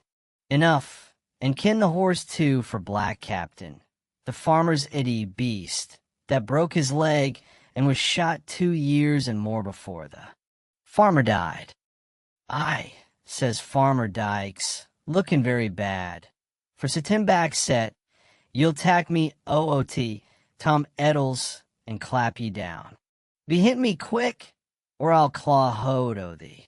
Tom felt his hair risin' stiff on his head, and his tongue so fast to the roof o' his mouth he could scarce get OOT a word. But says he, if Black Jack can't do it o no, he'll ne'er do't and carry double. I can mind business best. Says Dykes, if ye gar me GIE ye a look, 'twill GIE ye the creepince while ye live. So get ye down, Tom. And with that the Dobby lifts its. Neef, and Tom saw there was a red light round horse and man, like the glow of a peat fire. And says Tom, in the name, O God, ye'll let me pass. And with a word the ghost draws itsel down, all a-creaked, like a man why a sudden pain, and Tom Eddles took to his heels more deed. Then alive, they had approached their heads, and the story had sunk to that mysterious murmur that thrills the listener when in the brief silence that followed they heard a low, odd laugh near the door.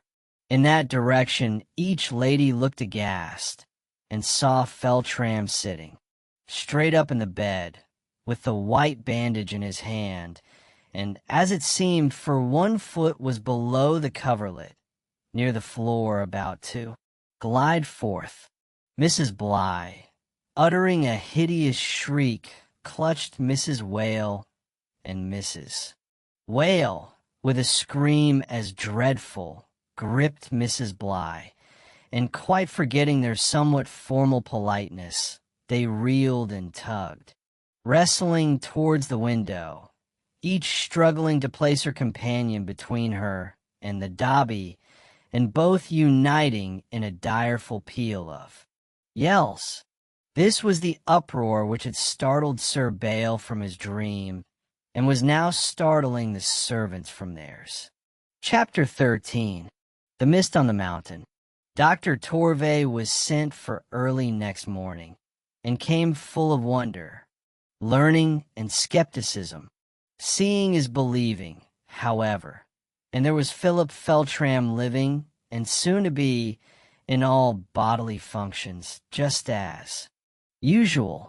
Upon my soul, Sir Baal, I couldn't have believed it if I had not seen it with my eyes, said the doctor impressively, while sipping a glass of sherry in the breakfast parlor, as the great paneled and pictured room next the dining room was called. I don't think there is any similar case on record. No pulse, no more than the poker, no respiration, by Jove, no more than the chimney piece, as cold as a lead. Image in the garden there. Well, you'll say all that might possibly be fallacious, but what will you say to the cadaveric stiffness? Old Judy, Whale can tell you, and my friend Marcella Monocula would be nearer the mark. Mrs. Bligh, she knows all those common, and I may say up to this, infallible signs of death as well as I do. There is no mystery about them. They'll depose to the literality of the symptoms. You heard how they gave tongue. Upon my honor, I'll send the whole case up to my old chief, Sir Hervey Hansard, to London. You'll hear what a noise it will make among the profession. There never was, and it ain't too much to Say there never underscore will underscore be another case like it. During this lecture, and a great deal more, Sir Bayle leaned back in his chair with his legs extended, his heels on the ground, and his arms folded, looking sourly up in the face of a tall lady in white satin and a ruff, and with a bird on her hand, who smiled down superciliously from her frame on the baronet. Sir Bayle seemed a little bit high and dry with the doctor. You physicians are unquestionably, he said, a very learned profession. The doctor bowed. But there's just one thing you know nothing about, eh? What's that? Inquired Dr. Torvay. Medicine, answered Sir Bayle. I was aware you never knew what was the matter with a sick man, but I didn't know, till now, that you couldn't tell when he was dead. Ha-ha. Well, ha-ha. Underscore well, you see, you ha-ha. You certainly have me there. But it's a case without a parallel, it is, upon my honor. You'll find it will not only be talked about, but written about, and whatever papers appear upon it will come to me, and I'll take care, Sir Bayle, you shall have an opportunity of reading them, of which I shan't avail myself, answered Sir Bayle.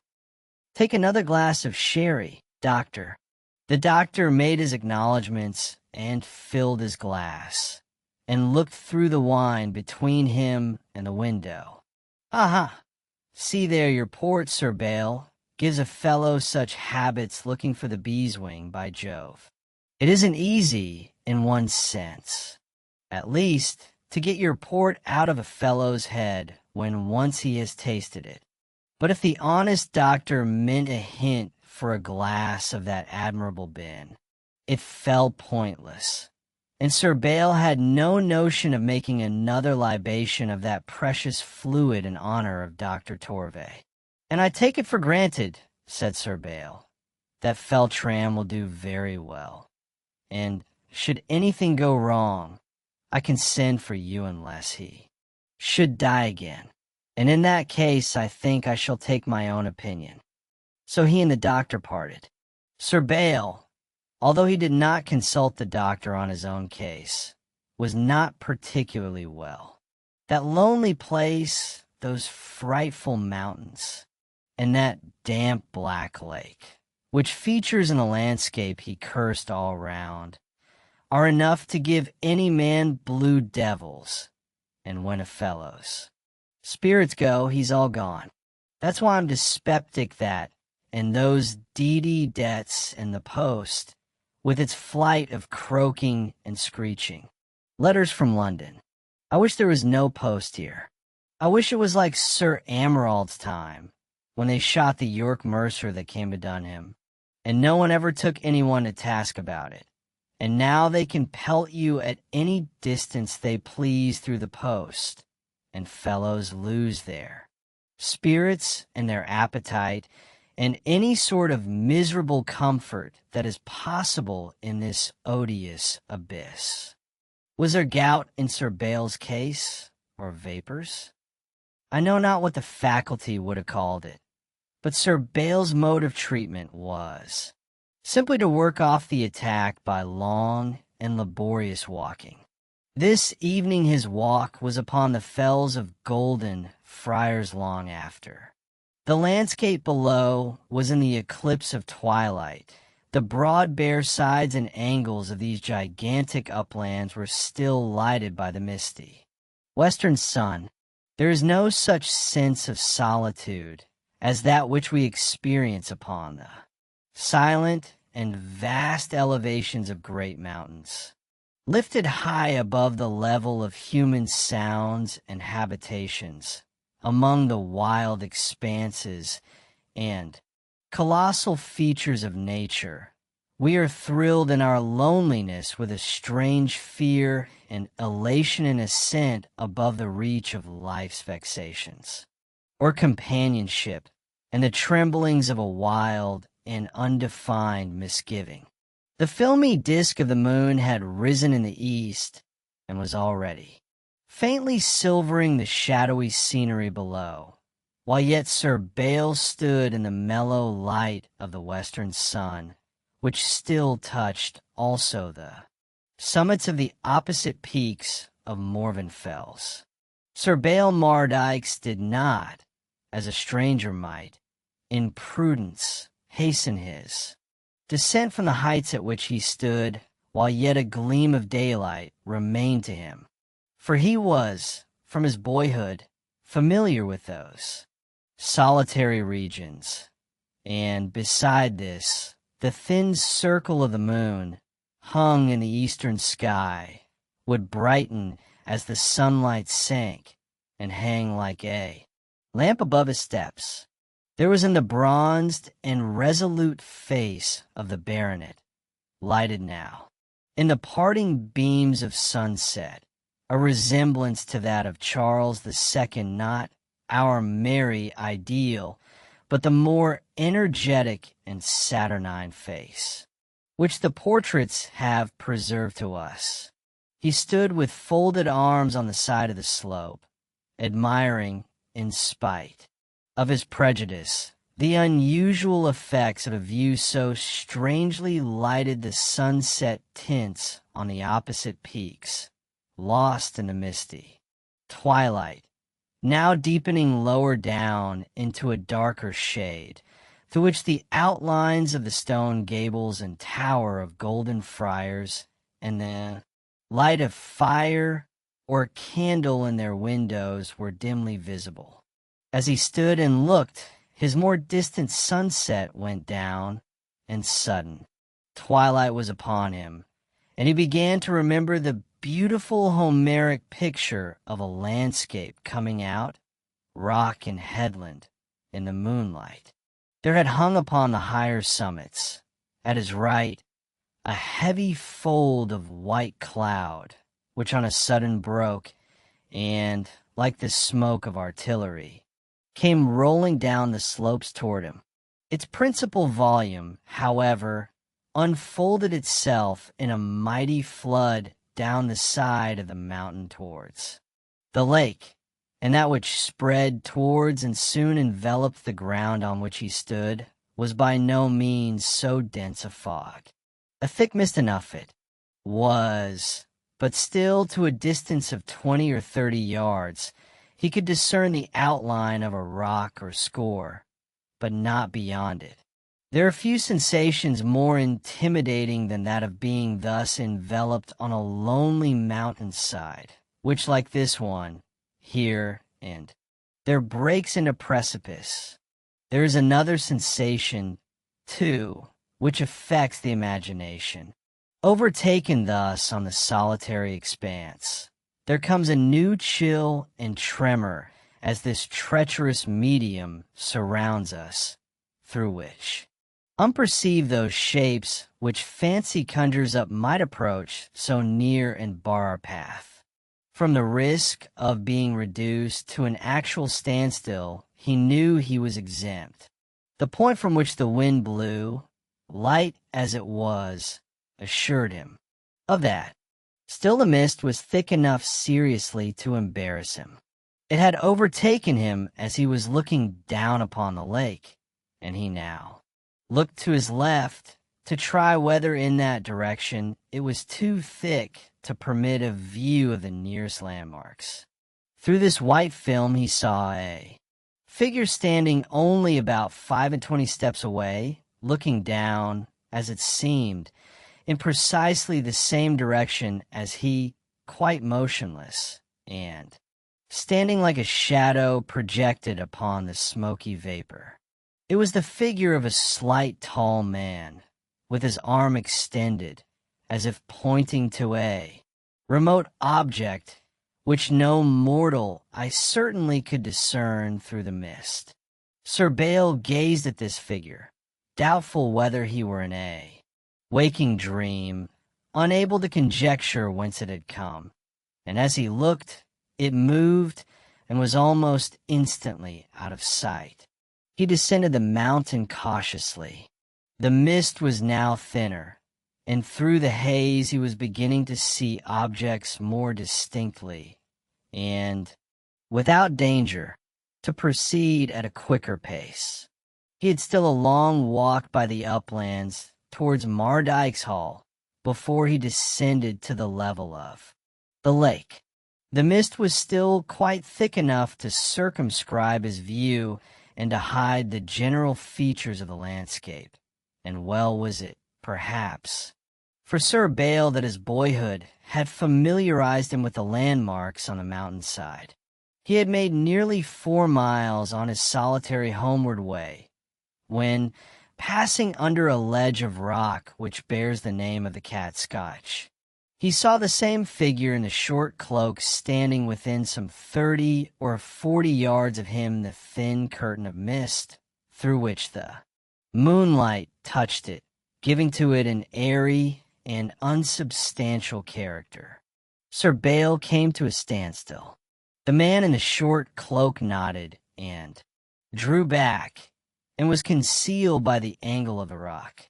Sir Bayle was now irritated, as men are after a start, and shouting too. The stranger to halt, he slapped after him, as the northern phrase goes, at his best pace.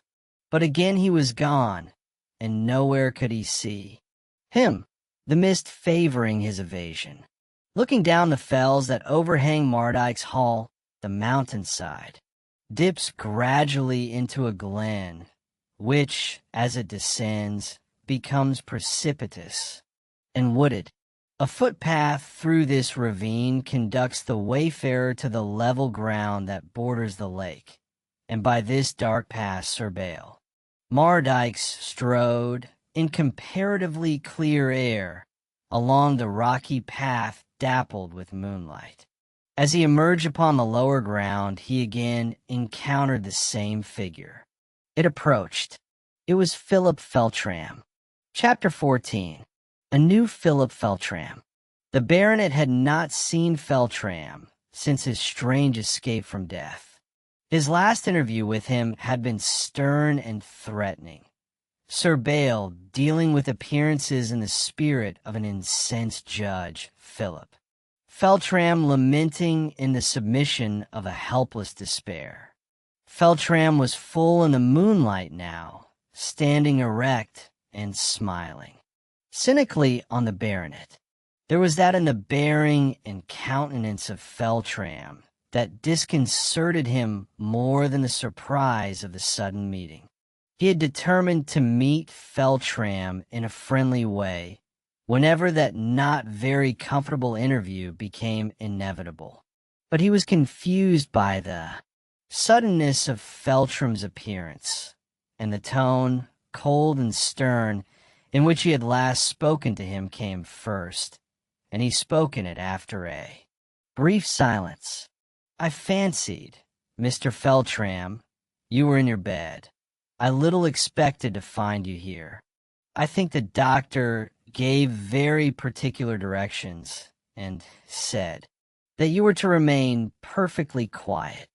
But I know more than the doctor," replied Feltram, still smiling.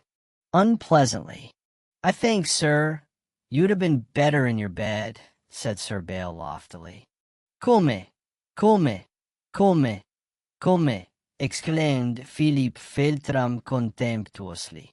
"It seems to me," said Sir Bayle, a good deal astonished, "you rather forget yourself."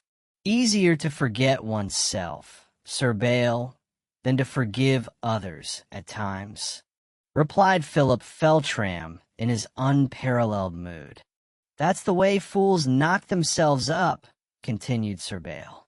"You've been walking ever so far away to the fells of Golden Friars. It was you whom I saw there.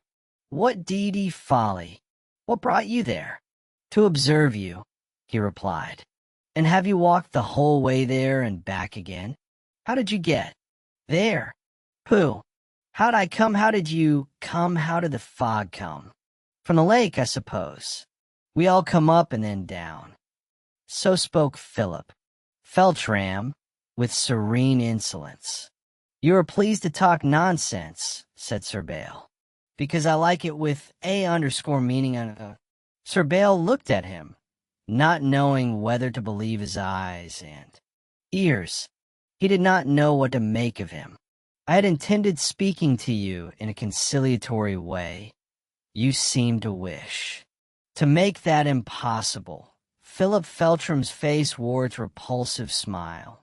And in fact, I don't know what to make of you, unless you are ill, and ill you well may be. You can't have walked much less than 12 miles. Wonderful effort for me, said Feltram with the same sneer. Rather surprising for a man so nearly drowned, answered Sir Bael. Mardikes, it dip. You don't like the lake, sir, but I do. And so it is, Azantius. Touch the earth, so I the water, and rise refreshed. I think you'd better get in and refresh there. I meant to tell you that. All the unpleasantness about that banknote is over. Is it? Yes. It has been recovered by Mr. Cresswell, who came here last night. I've got it, and you're not to blame, said Sir Bael. But someone is to blame, observed Mr. Feltram, smiling still. Well, you or not. And that ends it, said the baronet peremptorily. Ends it? Really, how good? How very good? Sir Bael looked at him, for there was something ambiguous and even derisive in the tone of Feltram's voice. But before he could quite make up his mind, Feltram spoke again. Everything is settled about you and me. There is nothing to prevent your staying at Mardikes now, said Sir Bael graciously. I shall be with you for 2 years, and then I go on my travels, answered Feltram, with a saturnine and somewhat wild look around him. Is he going mad? Thought the baronet. But before I go, I'm put you in a way of paying off your mortgages. That is my business here. Sir Bael looked at him sharply. But now there was not the unpleasant smile, but the darkened look of a man in secret pain. You shall know it all by and by. And without more ceremony, and with a darkening face, Philip Feltram made his way under the boughs of the thick oaks that grew there, leaving on Sir Bael's mind an impression that he had been watching someone at a distance, and had gone in consequence of a signal. In a few seconds he followed in the same direction, hallooing after Feltram, for he did not like the idea of his wandering about the country by moonlight, or possibly losing his life among the precipices, and bringing a new discredit upon his house. But no answer came, nor could he and that thick copse gain sight of him again. When Sir Bael reached Mardikes Hall, he summoned Mrs. Juniper and had a long talk with her. But she could not say that there appeared anything amiss with Philip Feltram. Only he seemed more reserved, and as if he was brooding over something he did not intend to tell. But, you know, Sir Bael, what happened might well make a thoughtful man of him. If he's ever to think of death, it should be after looking him so hard in the face. And I'm not ashamed to say, I'm glad to see he is graced to take the lesson, and I hope his experiences may be sanctified. To him, poor fellow, amen. Very good song, and very well sung, said Sir Bael, but it doesn't seem to me that he has been improved, Mrs. Juniper. He seems, on the contrary, in a queer temper and anything but a heavenly frame of mind. And I thought I'd ask you, because if he is ill, I mean feverish, it might account for his eccentricities, as well as make it necessary to send after him and bring him home and put him to bed. But I suppose it is as you say, his adventure has upset him a little, and he'll sober in a day or two and return to his old ways. But this did not happen. A change, more comprehensive than at first, had taken place, and a singular alteration was gradually established. He grew thin, his eyes hollow, his face gradually forbidding. His ways and temper were changed. He was a new man with Sir Bael, and the baronet, after a time, people said, began to grow afraid of him, and certainly Feltram had acquired an extraordinary influence over the baronet, who a little while ago had regarded and treated him with so much contempt. Chapter 15. The Purse of Gold. The baronet was very slightly known in his county. He had led a reserved, an inhospitable life. He was pressed upon by heavy debts, and being a proud man, held aloof from society and its doings. He wished people to understand that he was nursing his estate, but somehow the estate did not thrive at nurse. In the country, other people's business is admirably well known, and the Lord of Mardyke's was conscious, perhaps, that his neighbors knew as well he did, that the utmost he could do was to pay the interest charged upon it, and to live in a frugal way enough. The lake measures some 4 or 5 miles across from the little jetty, under the walls of Mardyke's Hall to Clusted. Philip Feltram, changed and morose, loved a solitary row upon the lake, and sometimes, with no one to aid him in its management, would take the little sailboat and pass the whole day upon those lonely waters. Frequently he crossed to Clusted, and mooring the boat under the solemn trees that stand reflected in that dark mirror, he would disembark and wander among the lonely woodlands, as people thought, cherishing in those ancestral scenes the memory of ineffaceable injuries and the wrath and revenge that seemed of late to darken his countenance, and to hold him always in a moody silence. One autumnal evening Sir Bael Mardyke's was sourly ruminating after his solitary meal. A very red sun was pouring its last low beams through the valley at the western extremity of the lake, across its elsewhere somber waters, and touching with a sudden and blood-red tint the sail of the skiff in which Feltram was returning from his lonely cruise. "Here comes my domestic water-fiend," sneered Sir Bael, as he lay back in his cumbrous armchair. "Cheerful place, pleasant people, delicious.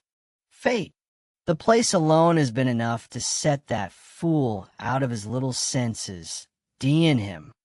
Sir Bael averted his eyes, and another subject, not pleasanter, entered his mind. He was thinking of the races that were coming off next week at Heckleston Downs, and what sums of money might be made there, and how hard it was that he should be excluded by fortune from that brilliant lottery. "Ah, Mrs. Julliper, is that you?" Mrs. Julliper, who was still at the door, curtsied and said, "I came, Sir Bael, to see whether you'd please to like a jug of mulled claret, sir." "Not I, my dear. I'll take a mug of beer and my pipe, that homely solace better befits a ruined gentleman." "Hum, sir, you're not that, Sir Bael. You're no worse than half the lords and great men that are going." "I would not hear another say that of you, sir." "That's very kind of you, Mrs. Julliper, but you won't call underscore me underscore out for backbiting myself, especially as it is true, deedy true, Mrs. Julliper. Look ye, there never was a Mardyke's here before, but he could lay his 100 or his 1,000 pounds on the winner of the Heckleston Cup. And what could I bet? Little more than that mug of beer I spoke of. It was my great-grandfather who opened the course on the downs of Heckleston, and now I can't show there. Well, what must I do? Grin and bear it. That's all. If you please, Mrs. Julliper, I will have that jug of claret you offered. I want spice and hot wine to keep me alive, but I'll smoke. My pipe first, and in an hour's time it will do." When Mrs. Juniper was gone, he lighted his pipe and drew near the window through which he looked upon the now fading sky and the twilight landscape. He smoked his pipe out, and by that time it had grown nearly dark. He was still looking out upon the faint outlines of the view and thinking angrily what a little bit of luck at the races would do for many a man, who probably did not want it half so much as he. Vague and somber as his thoughts were, they had, like the darkening landscape outside, shape enough to define their general character. Bitter and impious they were as those of egotistic men naturally are in suffering.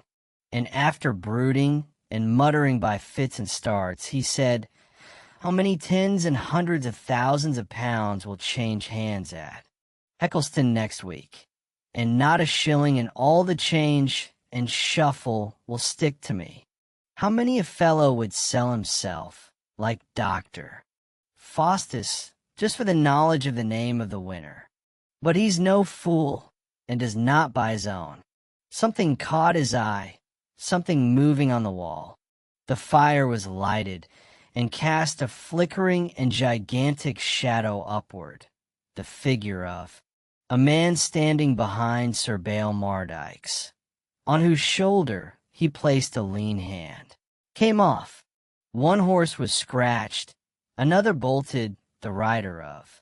A third turned out to have lost a buckle and 3 halfpence, and so was an ounce and a half underweight.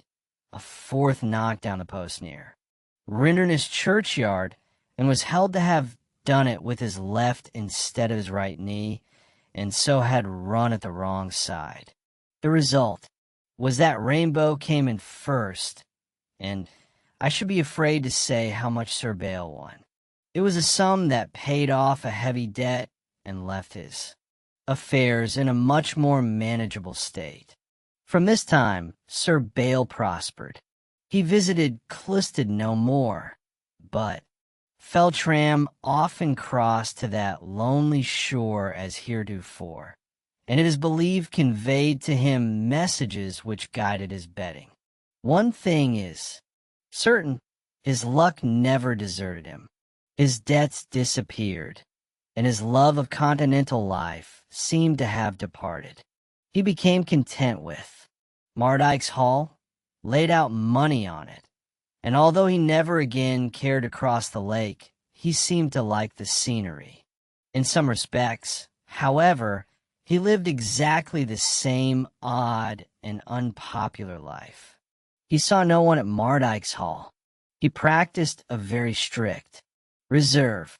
The neighbors laughed at and disliked him, and he was voted, whenever any accidental contact arose, a very disagreeable man. And he had a shrewd and ready sarcasm that made them afraid of him, and himself more disliked. Odd rumors prevailed about his household. It was said that his old relations with Philip Feltram had become reversed, and that he was as meek as a mouse, and Feltram the bully now.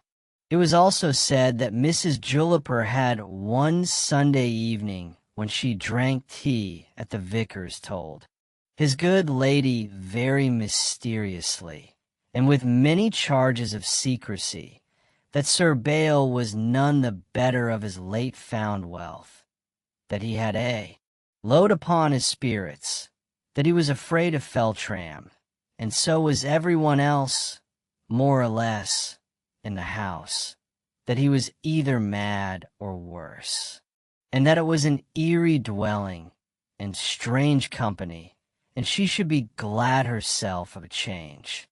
Good Mrs. Bedell told her friend Mrs. Torvey, and all Golden Friars heard all this and a good deal more in an incredibly short time. All kinds of rumors now prevailed in Golden Friars connecting Sir Bale's successes on the turf with some mysterious doings in Clisted Forest. Philip Feltram laughed when he heard these stories, especially when he heard the story that a supernatural personage had lent the baronet a purse full of money.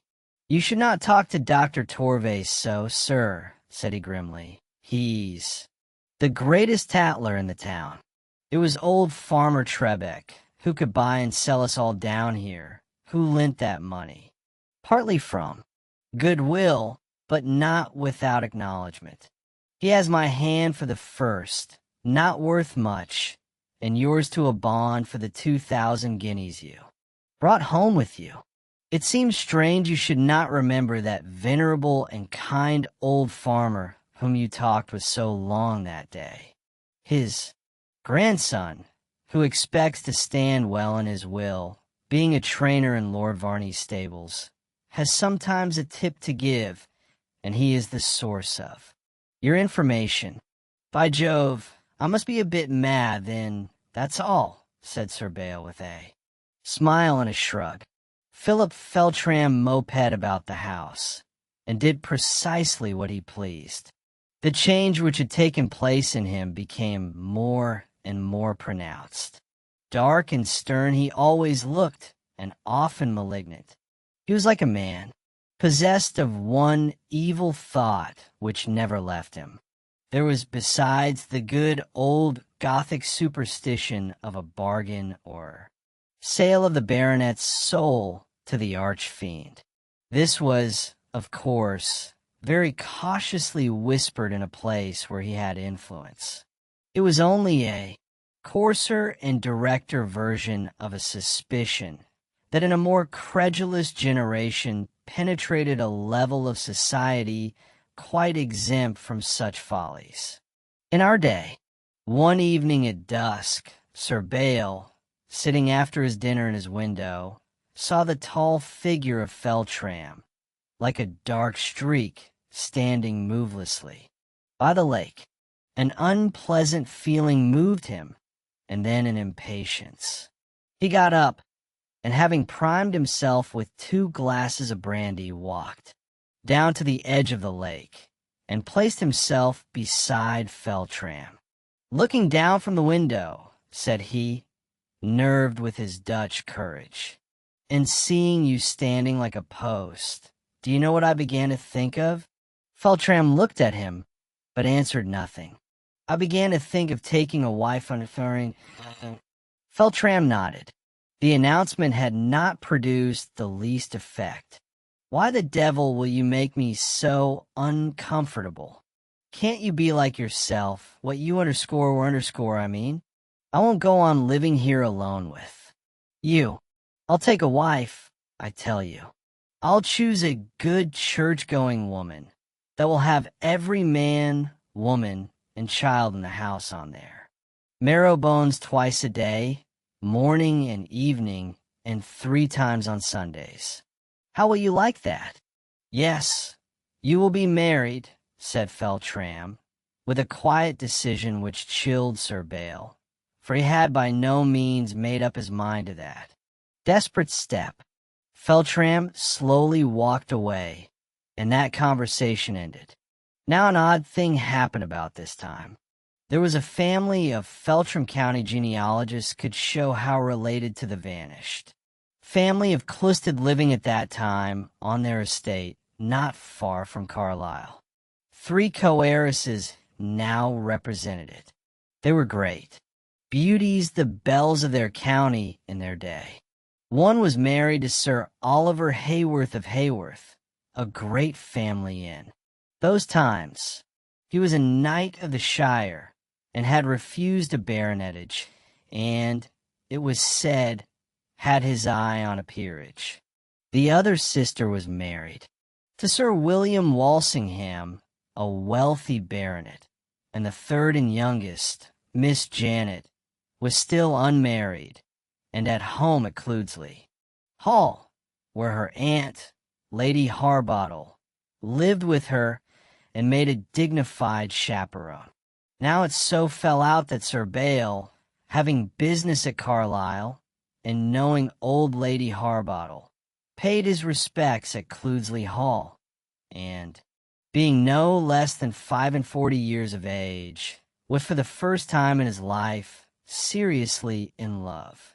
Miss Janet was extremely pretty, a fair beauty with brilliant red lips, and large blue eyes, and ever so many pretty dimples when she talked and smiled. It was odd, but not perhaps against the course of nature, that a man, though so old as he, and quite underscore blasé of her, should fall at last under that fascination. But what are we to say of the strange infatuation of the young lady? No one could tell why she liked him. It was a craze. Her family were. Against it, her intimates, her old nurse all would not do. And the oddest thing was that he seemed to take no pains to please her. The end of this strange courtship was that he married her, and she came home to Mardyke's Hall, determined to please everybody and to be the happiest woman in England. With her came a female cousin, a good deal her senior, past 30 Gertrude, Main Yard, pale and sad, but very gentle, and withal, the prettiness that can belong to her years. This young lady has a romance.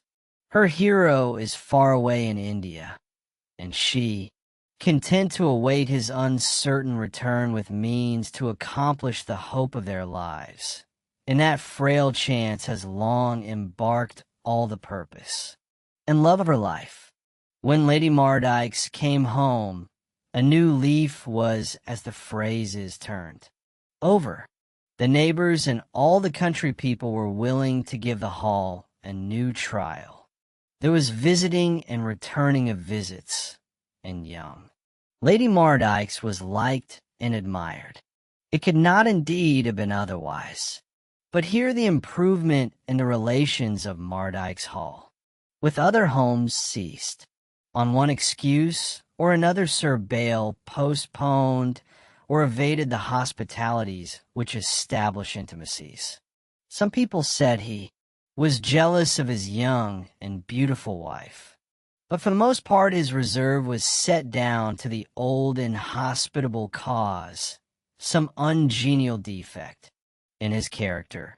And in a little time the tramp of horses and roll of carriage wheels were seldom heard up or down the broad avenue of Mardyke's Hall. Sir Bayle liked this seclusion, and his wife so infatuated with her. Idolatry of that graceless old man, as surrounding young ladies said, that she was well content to forego the society of the county people for a less interrupted enjoyment of that of her husband. What she could see in him to interest or amuse her so, that for his sake she was willing to be buried alive in that lonely place. The same critics were perpetually wondering. A year and more passed thus for the young wife, happily and very underscore happily indeed, had it not been for one topic on which she and her husband could not agree. This was Philip Feltram, and an odd quarrel it was. Chapter 22. Sir Bayle is frightened. To Feltram she had conceived, at first sight, a horror. It was not a mere antipathy. Fear mingled largely in it. Although she did not see him often, this restless dread grew upon her so that she urged his dismissal upon Sir Bayle, offering to provide herself for him a handsome annuity, charged on that part of her property which, by her marriage settlement, had remained in her power. There was a time when Sir Bayle was only too anxious to get rid of him, but that was changed. Now, nothing could now induce the baronet to part with him. He at first evaded and resisted quietly, but, urged with a perseverance to which he was unused, he at last broke into fury that appalled her, and swore that, If he was worried more upon the subject, he would leave her and the country and see neither again. This exhibition of violence affrighted her all the more by reason of the contrast, for up to this he had been an uxorious husband. Lady Mardyks was in hysterics and thoroughly frightened, and remained in her room for 2 or 3 days. Sir Bale went up to London about business, and was not home for more than a week. This was the first little squall that disturbed the serenity of their sky. This point, therefore, was settled, but soon there came other things too. Saddened Lady Mardyks. There occurred a little incident soon after Sir Bale's return from London, which recalled the topic on which they had so nearly quarreled. Sir Bale had a dressing-room, remote from the bedrooms, in which he sat, and read and sometimes smoked. One night, after the house was all quiet, the baronet being still up, the bell of this dressing-room rang long and furiously. It was such a peal as a person in extreme terror might ring. Lady Mardyks, with her maid in her room, heard it, and in great alarm she ran in her dressing-gown down the gallery to Sir Bale's room. Mallard the butler had already arrived, and was striving to force the door, which was secured. It gave way just as she reached it, and she rushed through.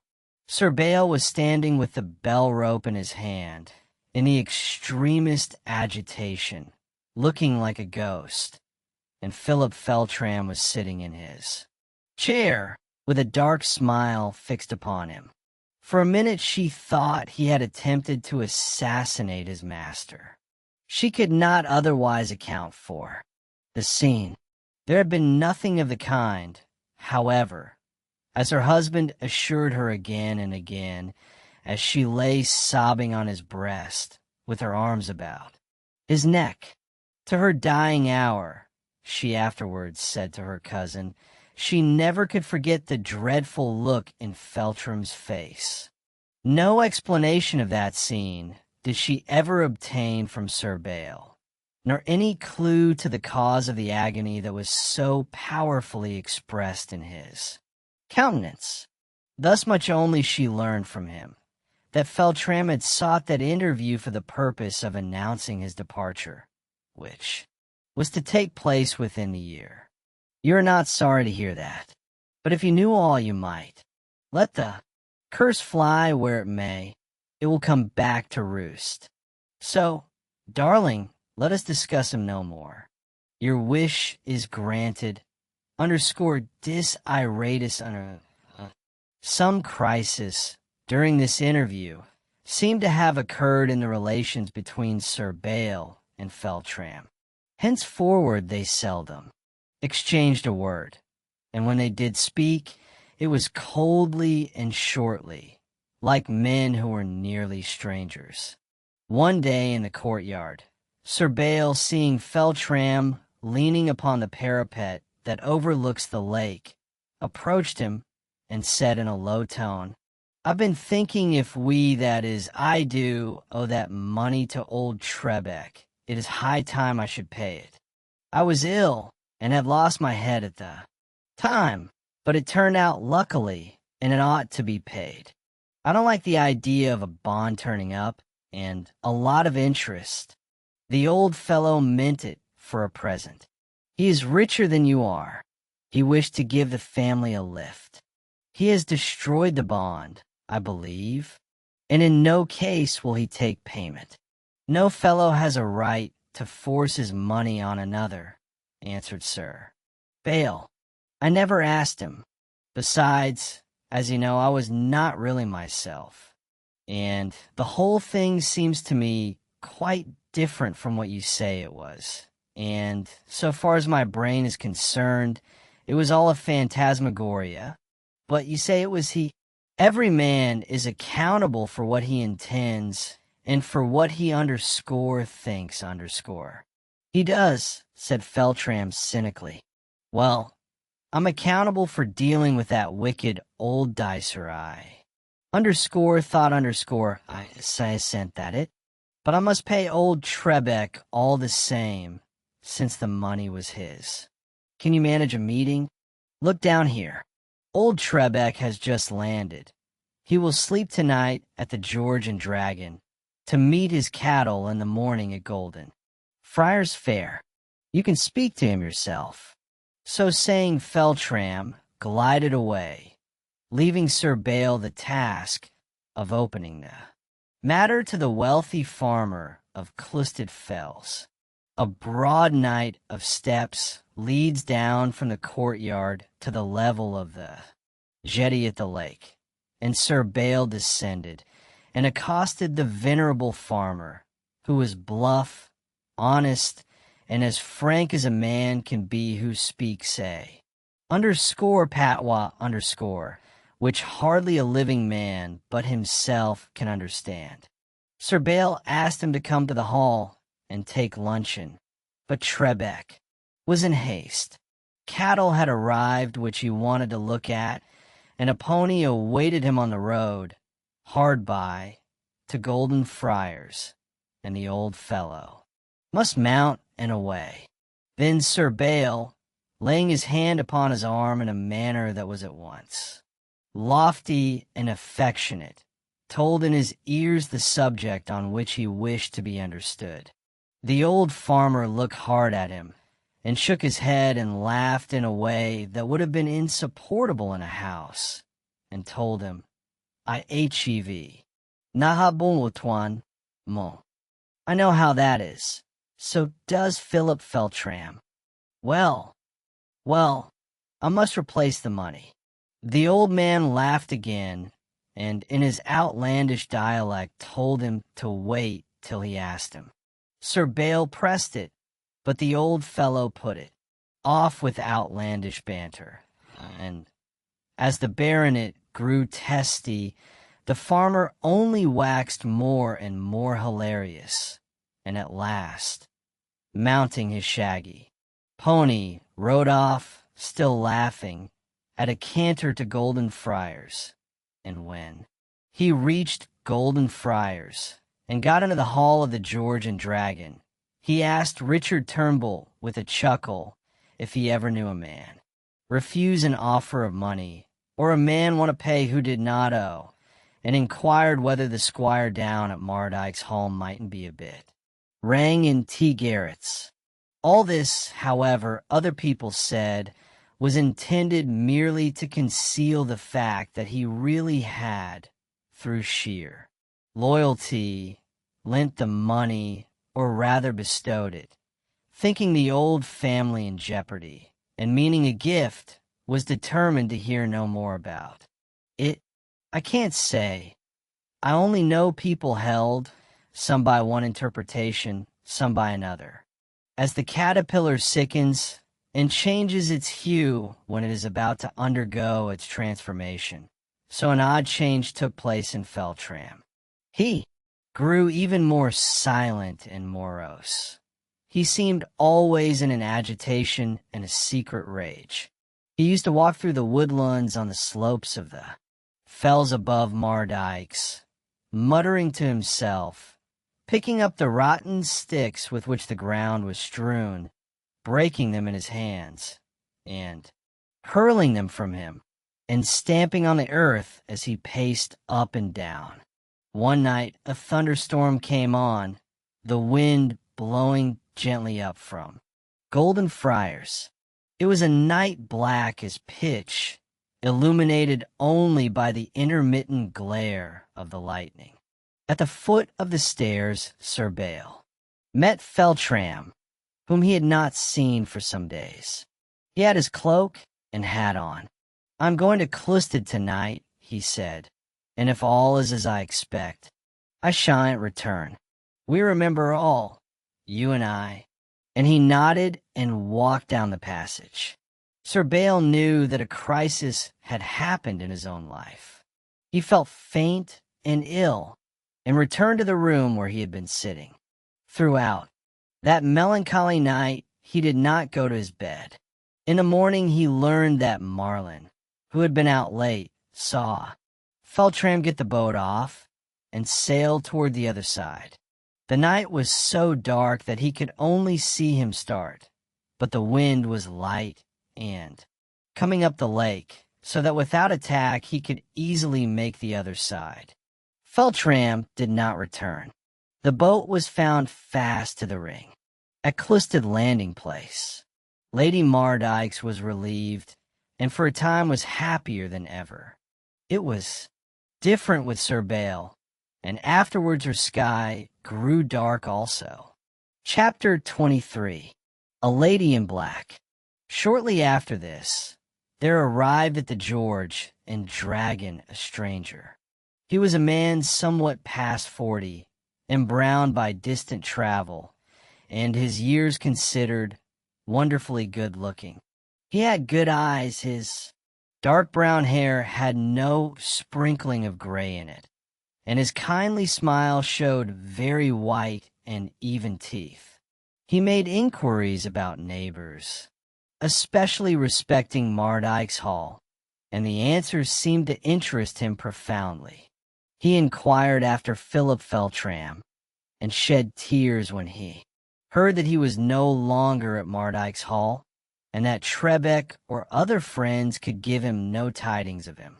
And then he asked Richard Turnbull to show him to a quiet room.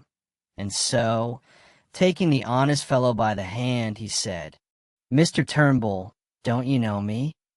"No, sir," said the host of the George and Dragon, after a puzzled stare. "I can't say I do, sir." The stranger smiled a little sadly and shook his head, and with a gentle laugh, still holding his hand in a very friendly way, he said, "I should have known you anywhere, Mr. Turnbull, anywhere on earth, or water. Had you turned up on the Himalayas, or in a junk on the Canton River, or as a dervish in the Mosque of St. Sophia, I should have recognized my old friend and asked what news from Golden Friars. But of course I'm changed. You were a little my senior, and one advantage among many you have over your juniors is that you don't change as we do. I have played many a game of handball in the inn-yard of the George, Mr. Turnbull. You often wagered a pot of ale on my play. You used to say I'd make the best player of fives and the best singer of a song within 10 miles round the mere. You used to have me behind the bar when I was a boy, with more of an appetite than I have now. I was then at Mardyke's Hall, and used to go back in old Marlin's boat. Is old Marlin still alive?" "Aye, that he is," said Turnbull slowly, as he eyed the stranger again, carefully. "I don't know who you can be, sir, unless you are the boy William Feltram." "La, he was 7 or 8 years younger then." "Philip, but Locke. Well, by gin, and underscore you Willie Feltram. But no, you can't." "Aye, Mr. Turnbull, that very boy Willie Feltram, even he, and no other. And now you'll shake hands with me. Not so formally, but like an old friend." "Aye, that I will," said honest Richard Turnbull, with a great smile and a hearty grasp of his guest's hand. And they both laughed together, and the younger man's eyes, for he was an affectionate fool, filled up with tears. "And I want you to tell me this," said William, after they had talked a little quietly, "now that there is no one to interrupt us, what has become of my brother Philip? I heard from a friend an account of his health that has caused me unspeakable anxiety. His health was not bad. No, he was a hearty lad, and liked to walk over the fells or a pull on the lake, but he was a bit daft, every one said, and a changed man.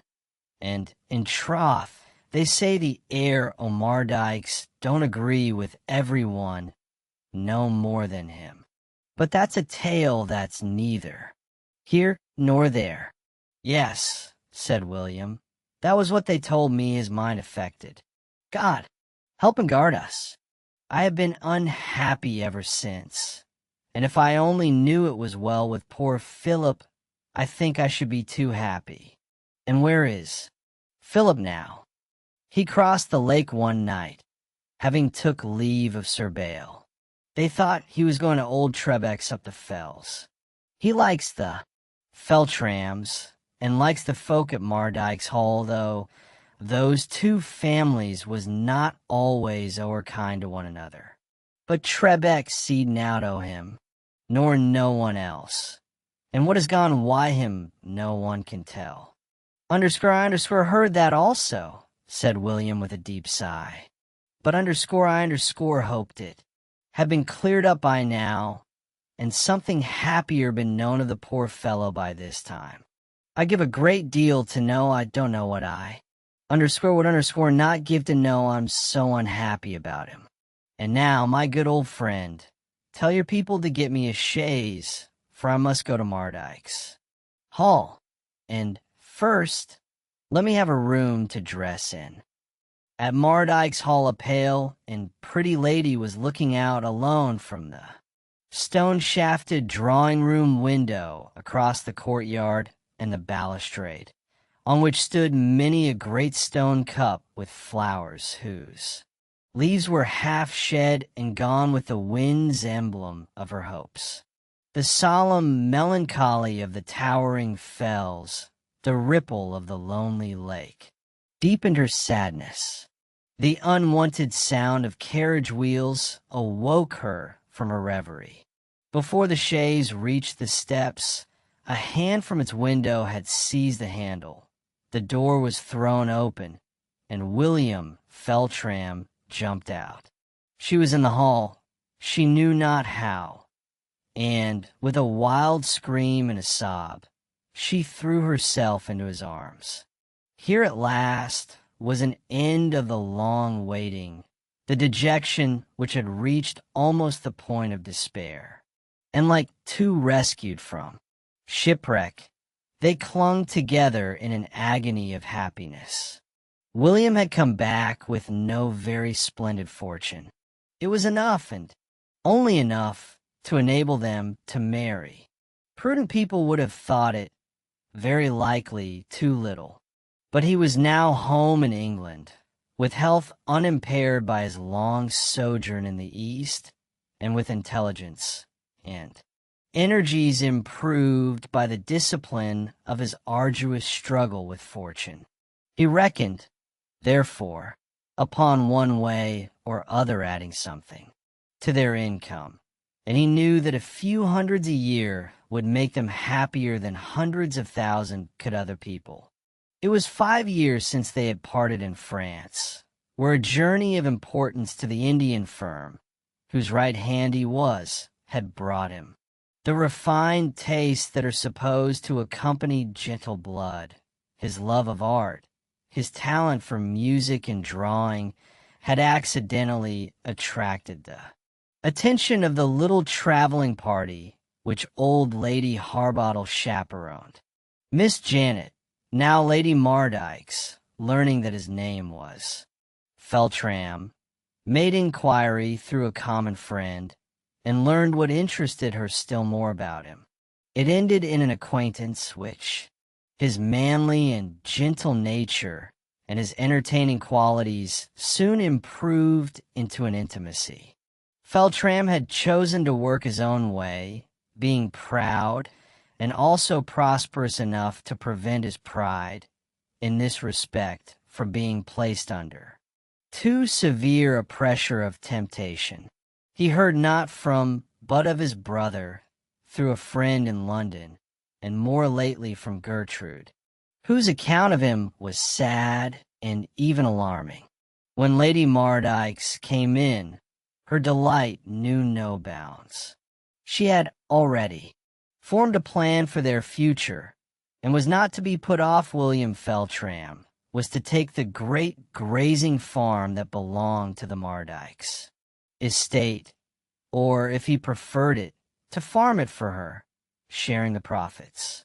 She wanted something to interest her, and this was just the thing. It was hardly half a mile away, up the lake, and there was such a comfortable house and garden, and she and Gertrude could be as much together as ever almost. And, in fact, Gertrude and her husband could be nearly always at Mardyke's Hall. So eager and entreating was she that there was no escape. The plan was adopted immediately on their marriage, and no happier neighbors for time were ever known. But was Lady Mardyke's content? Was she even exempt from the heartache, which each mortal thinks he is all to himself? The longing of her life was for children, and again had her hopes been disappointed. One tiny, pretty little baby indeed was born and lived for 2 years, and then died, and none had come to supply its place and break the childless silence in the great old nursery. That was her sorrow, a greater one than men can understand. Another source of grief was this, that Sir Bael Mardyke's conceived a dislike to William Feltram that was unaccountable. At first suppressed, it betrayed itself negatively only, but with time it increased, and in the end the baronet made little secret of his wish to get rid of him. Many and ingenious were the annoyances he contrived, and at last he told his wife plainly that he wished William Feltram to find some other abode for himself. Lady Mardyke's pleaded earnestly, and even with tears, for if Gertrude were to leave the neighborhood, she well knew how utterly solitary her own life would become. Sir Bael at last vouchsafed some little light as to his motives. There was an old story, he told her, that his estate would go to a Feltram. He had an instinctive distrust of that family. It was a feeling not given him for nothing. It might be the means of defeating their plotting and strategy. Old Trebeck, he fancied, had a finger in it. Philip Feltram had told him that Mardyke's was to pass away to a Feltram. Well, they might conspire, but he would take what care he could that the estate should not be stolen from his family. He did not want his wife stripped of her jointure, or his children, if he had any, left without bread. All this sounded very like madness, but the idea was propounded by Philip Feltram. His own jealousy was at bottom founded on superstition, which he would not avow and could hardly define. He bitterly blamed himself for having permitted William Feltram to place himself where he was. In the midst of these annoyances, William Feltram was seriously thinking of throwing up the farm and seeking similar occupation somewhere else. One day, walking alone in the thick wood that skirts the lake near his farm, he was discussing this problem with himself, and every now and then he repeated his question, "Shall I throw it up and give him the lease back if he likes?" On a sudden he heard a voice near him say, "Hold it, you fool! Hold hard, you fool! Hold it, you fool!"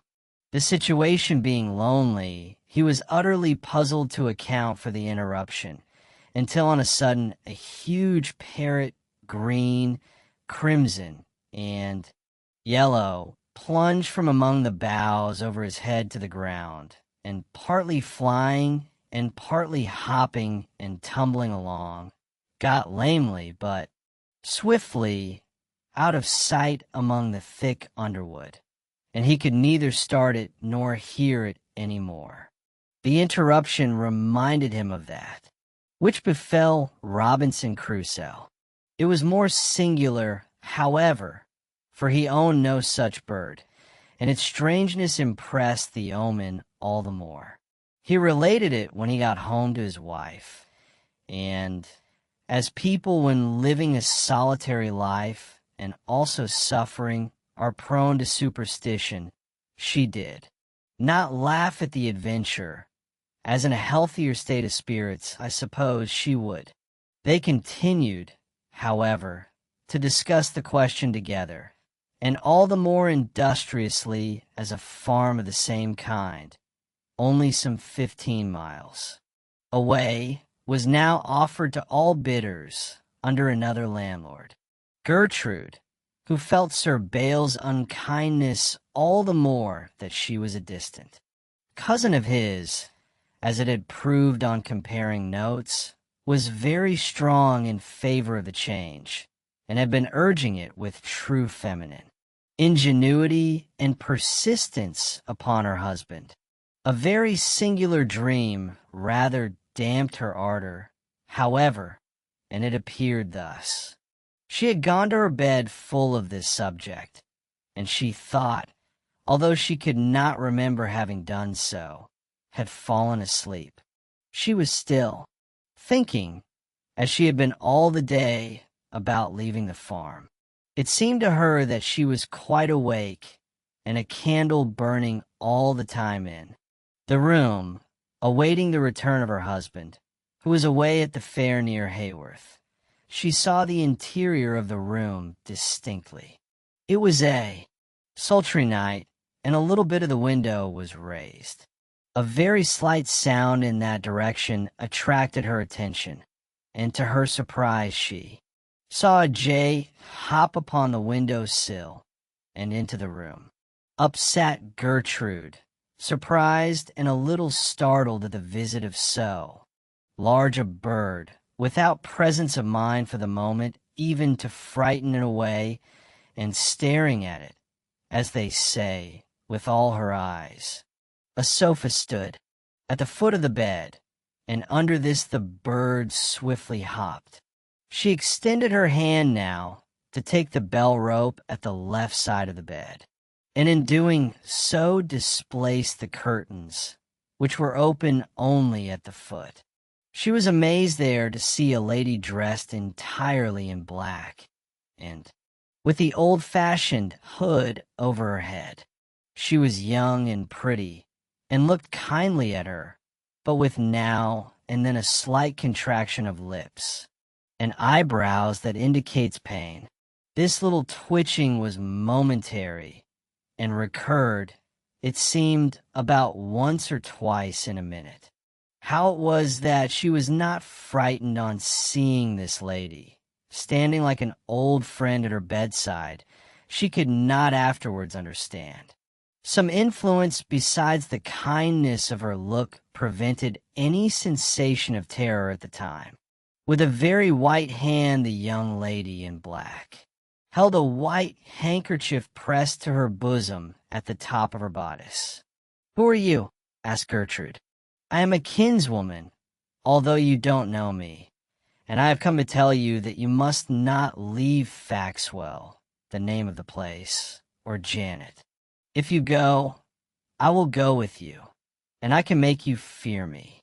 Her voice was very distinct, but also very faint, with something undulatory in it that seemed to enter Gertrude's head rather than her ear. Saying this, she smiled horribly, and, lifting her handkerchief, disclosed for a moment a great wound in her breast, deep in which Gertrude saw darkly the head of a snake writhing. Hereupon she uttered a wild scream of terror, and, diving under the bedclothes, remained more dead than alive there, until her maid, alarmed by her cry, came in, and having searched the room and shut the window at her desire, did all in her power to comfort her. If this was a nightmare, and embodied only by a form of expression which in some states belongs to the imagination, a leading idea in the controversy in which her mind had long been employed, it had at least the effect of deciding her against leaving Faxwell. And so that point was settled, and unpleasant relations continued between the tenants of the farm and the master of Mardyke's Hall. To Lady Mardyke's, all this was very painful, although Sir Bael did not insist upon making a separation between his wife and her cousin. But to Mardyke's Hall, that cousin came no more. Even Lady Mardyke's thought it better to see her at Faxwell than to risk a meeting in the Temper Inn, which Sir Bael then was. And thus several years passed. No tidings of Philip Feltram were heard, and, in fact, none ever reached that part of the world, and if it had not been highly improbable that he could have drowned himself in the lake without his body sooner or later, having risen to the surface, it would have been concluded that he had either accidentally or by design made away with himself in its waters. Over Mardyke's Hall there was a gloom. No sound of children's voices was heard there, and even the hope of that merry advent had died out. This disappointment had no doubt helped to fix in Sir Bael's mind the idea of the insecurity of his property and the morbid fancy that William Feltram and old Trebeck were conspiring to seize it, than which I need hardly say no imagination more insane could have fixed itself in his mind. In other things, however, Sir Bael was shrewd and sharp, a clear and rapid man of business, and although this was a strange whim, it was not so unnatural in a man who was by nature so prone to suspicion as Sir Bael Mardyke's. During the years, now 7, that had elapsed since the marriage of Sir Bael and Miss Janet Feltram, there had happened but one event, except the death of their only child, to place them in mourning. That was the decease of Sir William Walsingham, the husband of Lady Mardyke's sister. She now lived in a handsome old dower house at Islington, and being wealthy, made now and then an excursion to Mardyke's Hall, in which she was sometimes accompanied by her sister Lady Hayworth. Sir Oliver, being a Parliament man, was much in London and deep in politics and intrigue, and subject, as convivial rogues are, to occasional hard hits from gout. But change and separation had made no alteration in these ladies' mutual affections, and no 3 sisters were ever more attached. Was Lady Mardyke's happy with her lord? A woman so gentle and loving as she is a happy wife with any husband who is not an absolute brute. There must have been, I suppose, some good about Sir Bael. His wife was certainly deeply attached to him. She admired his wisdom and feared his inflexible will, and altogether made of him a domestic idol. To acquire this enviable position, I suspect there must be something not essentially disagreeable about a man. At all events, what her neighbors good-naturedly termed her infatuation continued, and indeed rather improved by time. Chapter 24. An old portrait. Sir Bael, whom some remembered a gay and convivial man, not to say a profligate one, had grown to be a very gloomy man indeed. There was something weighing upon his mind, and I dare say some of the good gossips of Golden Friars, had there been any materials for such a case, would have believed that Sir Bael had murdered Philip Feltram, and was now the victim of the worm and fire of remorse.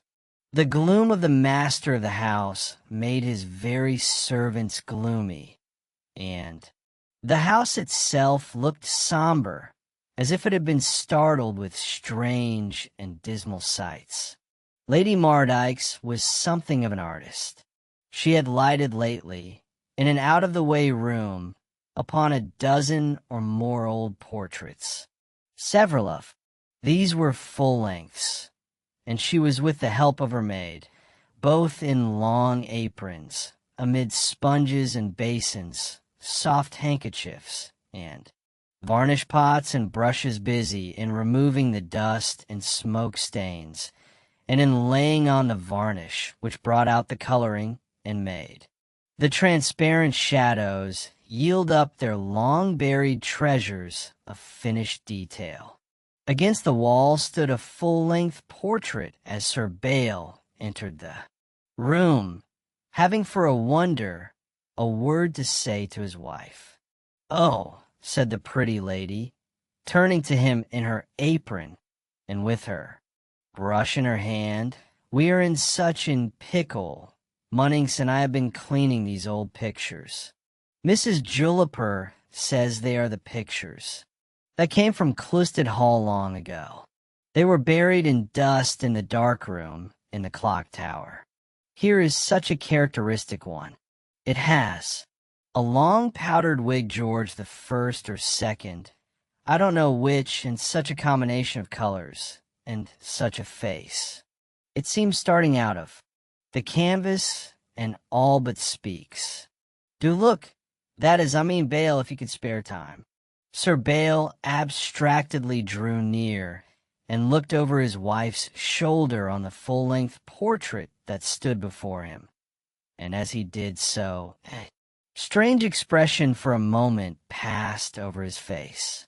The picture represented a man of swarthy countenance, with signs of the bottle glowing through the dark skin, small fierce pig eyes, a rather flat pendulous nose, and a grim forbidding mouth, with a large wart A, little above it. On the head hung one of those full-bottomed powdered wigs that look like a cloud of cotton wadding. A lace cravat was about his neck. He wore short black velvet breeches with stockings rolled over them, a bottle green coat of cut velvet, and a crimson waistcoat with long flaps. Coat and waistcoat both heavily laced with gold. He wore a sword and leaned upon a crutch-handled cane, and his figure and aspect indicated a swollen and gouty state. He could not be far from 60. There was uncommon force in this fierce and forbidding-looking portrait. Lady Mardyke said, "What wonderful dresses they wore. How like a fine magic lantern figure he looks. What gorgeous coloring. It looks like the plumage of a macaw. And what a claw his hand is. And that huge, broken beak of a nose. Isn't he like a wicked old macaw? Where did you find that?" asked Sir Bael. Surprised at his tone, she looked round, and was still more surprised at his looks. "I told you, dear Bael, I found them in the clock tower. I hope I did. Right? It was not wrong bringing them here. I ought to have asked. Are you vexed, Bael?" "Vexed? Not I. I only wish it was in the fire. I must have seen that picture when I was a child. I hate to look at it. I raved about it once, when I was ill. I don't know who it is. I don't remember when I saw it. I wish you'd tell them to burn it." "It is one of the Feltrams," she answered. "Sir Hugh Feltram is on the frame at the foot, and old Mrs. Juniper says he was the father of the unhappy lady who is said to have been drowned near Snake's Island."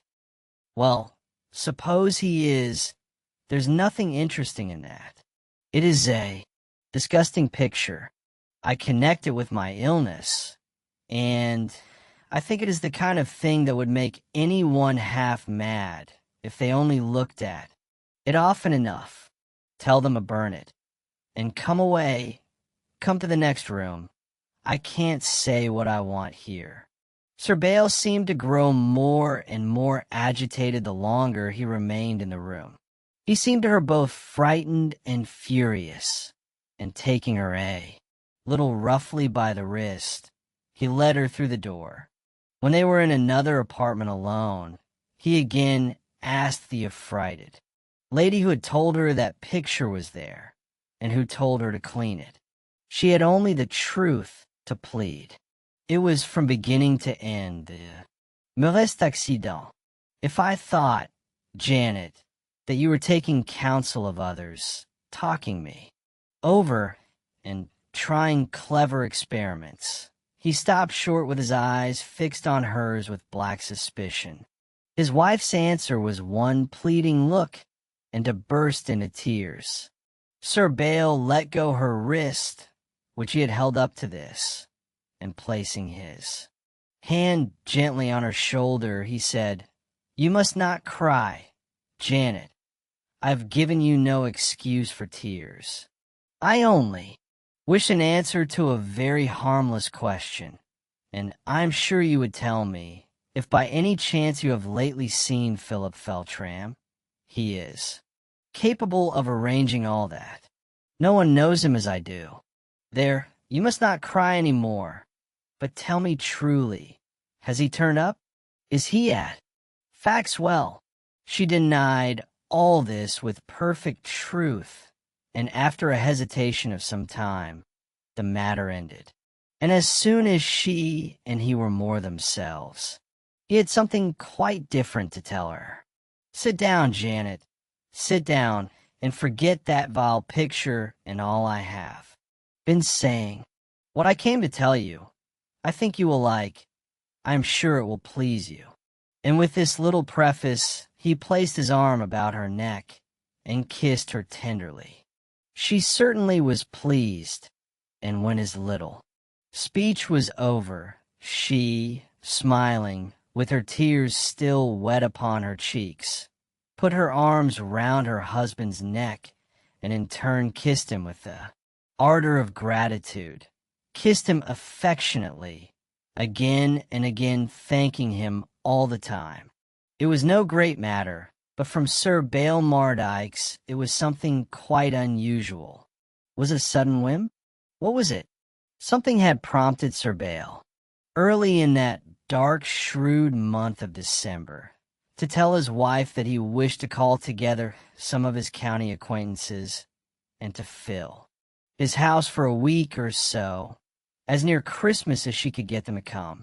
He wished her sisters Lady Hayworth, with her husband, and the Dowager Lady Walsingham to be invited for an early day, before the coming of the other guests, so that she might enjoy their society for a little time quietly to herself before the less intimate guests should assemble. Glad was Lady Mardyke to hear the resolve of her husband, and prompt to obey. She wrote to her sisters to beg them to arrange to come together by the 10th or 12th of the month, which they accordingly arranged to do. Sir Oliver, it was true, could not be of the party. A minister of state was drinking the waters at Bath, and Sir Oliver thought it would do him no harm to sip a little also, and his fashionable doctor politely agreed, and ordered to those therapeutic springs the knight of the shire, who was consumedly vexed to lose the Christmas with that jolly dog Bael down at Mardyke's Hall. But a fellow must have a stomach for his Christmas pudding, and politics takes it out of a poor gentleman. Deucely, and health's the first thing, egad. So Sir Oliver went down to Bath, and I don't know that he tippled much of the waters, but he did drink the burgundy of that haunt of the ailing, and he had the honor of making a fourth not unfrequently in the Secretary of State's whist parties. It was about the 8th of December when, in Lady Walsingham's carriage, intending to post all the way, that lady, still young, and Lady Hayworth, with all the servants that were usual in such expeditions in those days, started from the great dower house at Islington in high spirits. Lady Hayworth had not been very well low and nervous, but the clear, frosty sun and the pleasant nature of the excursion raised her spirits to the point of enjoyment, and expecting nothing but happiness and gaiety, for, after all, Sir Bael was but one of a large party, and even he could make an effort and be agreeable as well as hospitable on occasion, they set out on their northward expedition. The journey, which is a long one, they had resolved to break into a 4 days' progress, and the inns had been written to, bespeaking a comfortable reception. Chapter 25. Through the Wall. On the third night, they put up at the comfortable old inn called the Three Nuns. With an effort, they might easily have pushed on to Mardyke's Hall that night, for the distance is not more than 35 miles. But, considering her sister's health, Lady Walsingham, in planning their route, had resolved against anything like a forced march. Here the ladies took possession of the best sitting room, and, notwithstanding the fatigue of the journey, Lady Hayworth sat up with her sister till near 10 o'clock, chatting gaily about 1,000 things. Of the 3 sisters, Lady Walsingham was the eldest. She had been in the habit of taking the command at home, and now, for advice and decision, her younger sisters, less prompt and courageous than she, were wont, whenever in her neighborhood, to throw upon her all the cares and agitations of determining what was best to be done in small things and great. It is only fair to say, in addition, that this submission was not by any means exacted. It was the deference of early habit and feebler will, for she was neither officious nor imperious. It was now time that Lady Hayworth, a good deal more fatigued than her sister, should take leave of her for the night. Accordingly they kissed and bid each other good night, and Lady Walsingham, not yet disposed to sleep, sat for some time longer in the comfortable room where they had taken tea, amusing the time with a book that had, when conversation flagged, beguiled the weariness of the journey. Her sister had been in her room nearly an hour, when she became herself a little sleepy. She had lighted her candle, and was going to ring for her maid, when, to her surprise, the door opened, and her sister Lady Hayworth entered in a dressing gown, looking frightened. "My darling Mary," exclaimed Lady Walsingham, "what is the matter? Are you well?" "Yes, darling," she answered, "quite well. That is, I don't know what is the matter. I'm frightened." She paused, listening with her eyes turned towards the wall. "Oh, darling Maud, I am so frightened. I don't know what it can be." "You must not be agitated, darling. There's nothing. You have been asleep, and I suppose you have had a dream." "Were you asleep?" Lady Hayworth had caught her sister fast by the arm with both hands, and was looking wildly in her face. "Have you heard nothing?" she asked, again looking towards the wall of the room, as if she expected to hear a voice through it. "Nonsense, darling. You are dreaming still. Nothing. There has been nothing to hear. I have been awake ever since.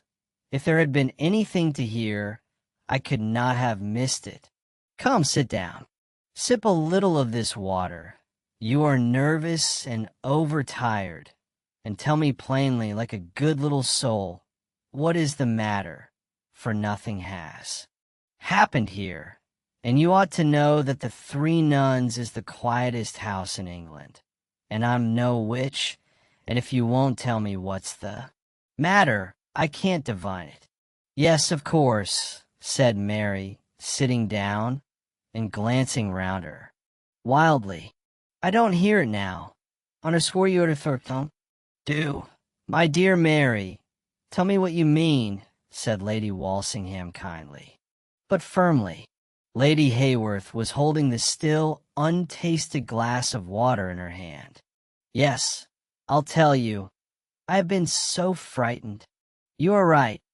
I had a dream, but I can scarcely remember anything of it, except the very end, when I awakened. But it was not the dream, only it was connected with. What terrified me so?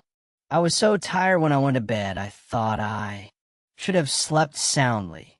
And indeed I fell asleep immediately. And I must have slept quietly for a good while. How long is it since I left? You. More than an hour. Yes, I must have slept a good while, for I don't think I have been 10 minutes awake. How my dream began, I don't know. I remember only that. Gradually it came to this. I was standing in a recess in a paneled gallery. It was lofty, and I thought belonged to a handsome but old-fashioned house. I was looking straight towards the head of a wide staircase with a great oak banister. At the top of the stairs, as near to me, about as that window there, was a thick short column of oak on top of which was a candlestick. There was no other light but from that one candle, and there was a lady standing beside it, looking down the stairs with her back turned towards me, and from her gestures I should have thought speaking to people on a lower lobby, but whom from my place I could not see. I soon perceived that this lady was in great agony of mind, for she beat her breast and wrung her hands every now and then, and wagged her head slightly from side to side, like a person in great distraction. But one word she said I could not hear, nor when she struck her hand on the banister, or stamped, as she seemed to do in her pain, upon the floor could I hear any sound. I found myself somehow waiting upon this lady, and was watching her with awe and sympathy. But who she was I knew not, until turning towards me, I plainly saw Janet's face, pale and covered with tears, and with such a look of agony as, oh God, I can never forget. Pshaw! Mary darling, what is it but a dream? I have had 1,000 more. Startling. It is only that you were so nervous just now. But that is not all nothing. What followed is so dreadful for either. There is something very horrible going on at Mardyke's, or else I am losing my reason, said Lady Hayworth in increasing agitation. I wakened instantly in great alarm, but I suppose no more than I have felt 100 times on awakening from a frightful dream. I sat up in my bed. I was thinking of ringing for Winifred. My heart was beating so, but feeling better soon, I changed my mind. All this time I heard a faint sound of a voice, as if coming through a thick wall. It came from the wall at the left side of my bed, and I fancied was that of some woman, lamenting in a room separated from me by that thick partition. I could only perceive that it was a sound of crying mingled with ejaculations of misery or fear or entreaty. I listened with a painful curiosity, wondering who it could be and what could have happened in the neighboring rooms of the house. And as I looked and listened, I could distinguish my own name, but at first nothing more. That, of course, might have been an accident, and I knew there were many Marys in the world besides myself. But it made me more curious, and a strange thing struck me, for I was now looking at that very wall through which the sounds were coming. I saw that there was a window in it, thinking that the rest of the wall might nevertheless be covered by another room. I drew the curtain of it and looked out. But there is no such thing. It is the outer wall the entire way along, and it is equally impossible of the other wall, for it is to the front of the house, and has 2 windows in it, and the wall that the head of my bed stands against has the gallery outside all the way, for I remarked that as I came to you. Tut, tut, Mary darling, nothing on earth is so deceptive as sound, this, and fancy account for everything. But hear me out, I have not told you all. I began to hear the voice, more clearly, and, at last quite distinctly. It was Janet's, and she was conjuring you by name, as well as me, to come to her to Mardyke's. Without delay, in her extremity, yes, underscore you underscore just as vehemently as me. It was Janet's voice. It still seemed separated by the wall, but I heard every syllable now, and I never heard voice or words of such anguish.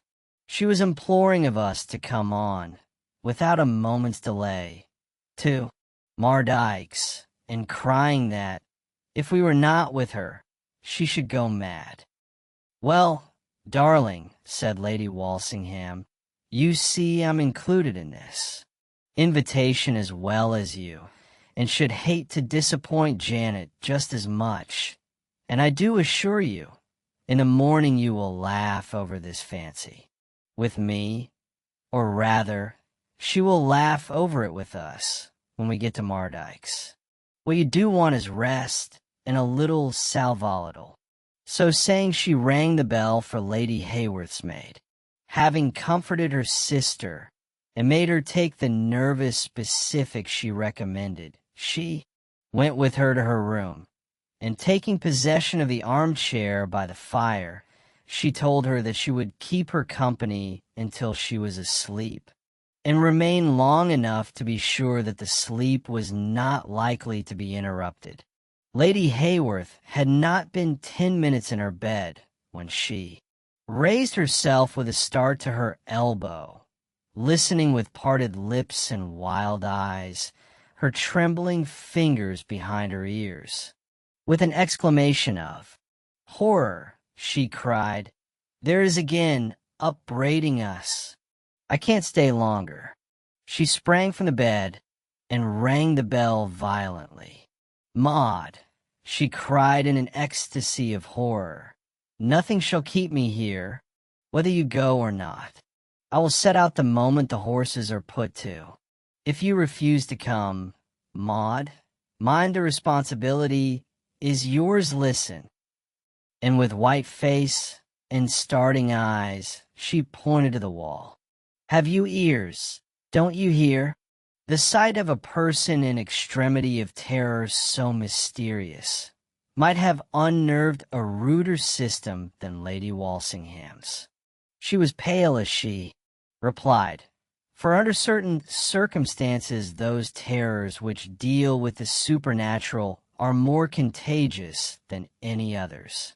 Lady Walsingham, still, in terms, held to her opinion, but although she tried to smile, her face showed that the panic had touched her. "Well, dear Mary," she said, "as you'll have it so, I see no good in resisting you longer. Here, it is plain, your nerves will not suffer you to rest. Let us go then, in heaven's name, and when you get to Mardyke's, all you will be relieved." All this time Lady Hayworth was getting on her things with the careless hurry of a person about to fly for her life, and Lady Walsingham issued her orders for horses and the general preparations for resuming the journey.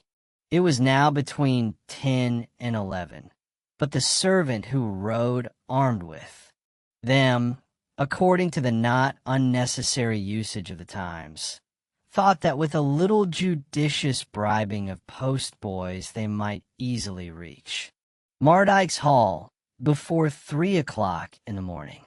When the party set forward again, Lady Hayworth was comparatively tranquil.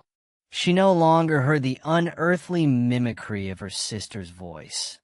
There remained only the fear and suspense which that illusion or visitation had produced. Her sister, Lady Walsingham, after a brief effort to induce something like conversation, became silent. A thin sheet of snow had covered the darkened landscape, and some light flakes were still dropping. Lady Walsingham struck her repeater often in the dark, and inquired the distances frequently. She was anxious to get over the ground, though by no means fatigued. Something of the anxiety that lay heavy at her sister's heart had touched her own. Chapter 26. Perplexed.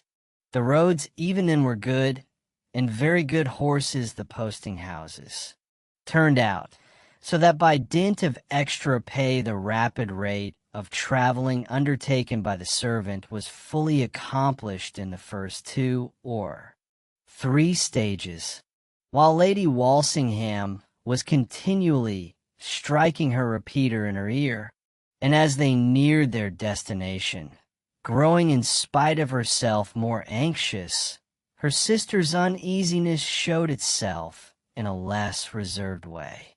For, cold as it was, with snowflakes actually dropping, Lady Hayworth's head was perpetually out at the window, and when she drew it up sitting, again in her place, she would audibly express her alarms and apply to her sister for consolation and confidence in her suspense. Under its thin carpet of snow, the pretty village of Golden Friars looked strangely to their eyes. It had long been fast asleep in both. Ladies were excited as they drew up at the steps of the George and Dragon, and with bell and knocker roused the slumbering household. What tidings awaited them here? In a very few minutes the door was opened, and the porter staggered down, after a word with the driver, to the carriage window, not half awake. "Is Lady Mardyke's well?" demanded Lady Walsingham. "Is Sir Bale well? Are all the people at Mardyke's Hall quite well?" With clasped hands, Lady Hayworth listened to the successive answers to these questions which her sister hastily put. The answers were all satisfactory. With a great sigh and a little laugh, Lady Walsingham placed her hand affectionately on that of her sister, who, saying, "God be thanked," began to weep. "When had you last news from Mardyke's?" asked Lady Walsingham. "A servant was down here about 4 o'clock. "Oh, no one since?" said she in a disappointed tone. No one had been from the great house since, but all were well then. "They're early people, you know, dear, and it is dark at 4, and that is as late as they could well have heard, and nothing could have happened since very unlikely. We have come very fast. It is only a few minutes past 2, darling." But each felt the chill and load of their returning anxiety. While the people at the George were rapidly getting a team of horses to, Lady Walsingham contrived a moment for an order from the other window to her servant, who knew Golden Friars perfectly, to knock up the people at Dr. Torvay's, and to inquire whether all were well at Mardyke's Hall. There he learned that a messenger had come for Dr. Torvay at 10 o'clock, and that the doctor had not returned since. There was no news, however, of anyone's being ill, and the doctor himself did not know what he was wanted about. While Lady Hayworth was talking to her maid from the window next the steps, Lady Walsingham was unobserved, receiving this information at the other. It made her very uncomfortable. In a few minutes more, however, with a team of fresh horses, they were again rapidly passing the distance between them and Mardyke's Hall. About 2 miles on, their drivers pulled up, and they heard a voice talking with them from the roadside. A servant from the hall had been sent with a note for Lady Walsingham, and had been ordered, if necessary, to ride the whole way to the 3 nuns to deliver it. The note was already in Lady Walsingham's hand. Her sister sat beside her, and with the corner of the open note in her fingers, she read it breathlessly at the same time by the light of a carriage lamp which the man held to the window. It said, My dearest love, my darling sister, dear sisters both. In God's name, lose not a moment. I'm so overpowered and terrified. I cannot explain. I can only implore of you to come with all the haste you can. Waste no time, darlings. I hardly understand what I write. Only this, dear sisters, I feel that my reason will desert me, unless you come soon. You will not fail me now. Your poor distracted. Janet the sisters exchanged a pale glance, and Lady Hayworth grasped her sister's hand. "Where is the messenger?" asked Lady Walsingham. A mounted servant came to the window. "Is anyone ill at home?" she asked. "No, all were well, my lady, and Sir Bale no one sick. But the doctor was sent for." "What was that for?" "I can't say, my lady. You are quite certain that no one think one is ill." "There is no one ill at the Hall, my lady, that I have heard of. Is Lady Mardyke's, my sister, still up?" "Yes, my lady, and her maid is with her." "And Sir Bale, are you certain he is quite well?" "Sir Bale is quite well, my lady. He has been busy settling papers tonight, and was as well as usual." "That will do, thanks," said the perplexed lady, and to her own servant she added, "On to Mardyke's Hall with all the speed they can make. I'll pay them well, tell them." And in another minute they were gliding along the road at a pace which the muffled beating of the horses' hoofs on the thin sheet of snow that covered the road showed to have broken out of the conventional trot, and to resemble something more like a gallop. And now they were under the huge trees that looked black as hearse plumes in contrast with the snow. The cold gleam of the lake and the moon, which had begun to shine out, now met their gaze, and the familiar outline of Snake's Island, its solemn timber bleak and leafless, standing in a group, seemed to watch Mardyke's Hall with a dismal observation across the water. Through the gate and between the huge files of trees the carriage seemed to fly, and at last the steaming horses stood panting, nodding, and snorting before the steps in the courtyard. There was a light in an upper window and a faint light in the hall, the door of which was opened, and an old servant came down and ushered the ladies into the house. Chapter 27. The hour. Lightly they stepped over the snow that lay upon the broad steps, and, entering the door, saw the dim figure of their sister, already in the large and faintly lighted hall, one candle in the hand of her scared maid, and one burning on the table, leaving the distant parts of that great apartment in total darkness, touched the figures with the odd, sharp lights in which shock and delights, and a streak of chilly moonlight through the open door fell upon the floor and was stretched like a white sheet at her feet. Lady Mardyke's, with an exclamation of agitated relief, threw her arms, in turn, round the necks of her sisters, and hugging them, kissed them again and again, murmuring her thanks, calling them her blessed sisters, and praising God for his mercy in having sent them to her in time, and altogether in a rapture of agitation and gratitude.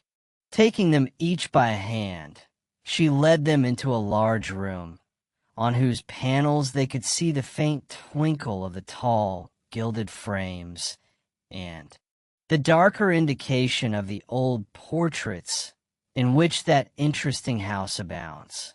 The moonbeams, entering obliquely through the Tudor stone shafts of the window and thrown upon the floor, reflected an imperfect light, and the candle which the maid who followed her mistress held in her hand shone dimly from the sideboard where she placed it.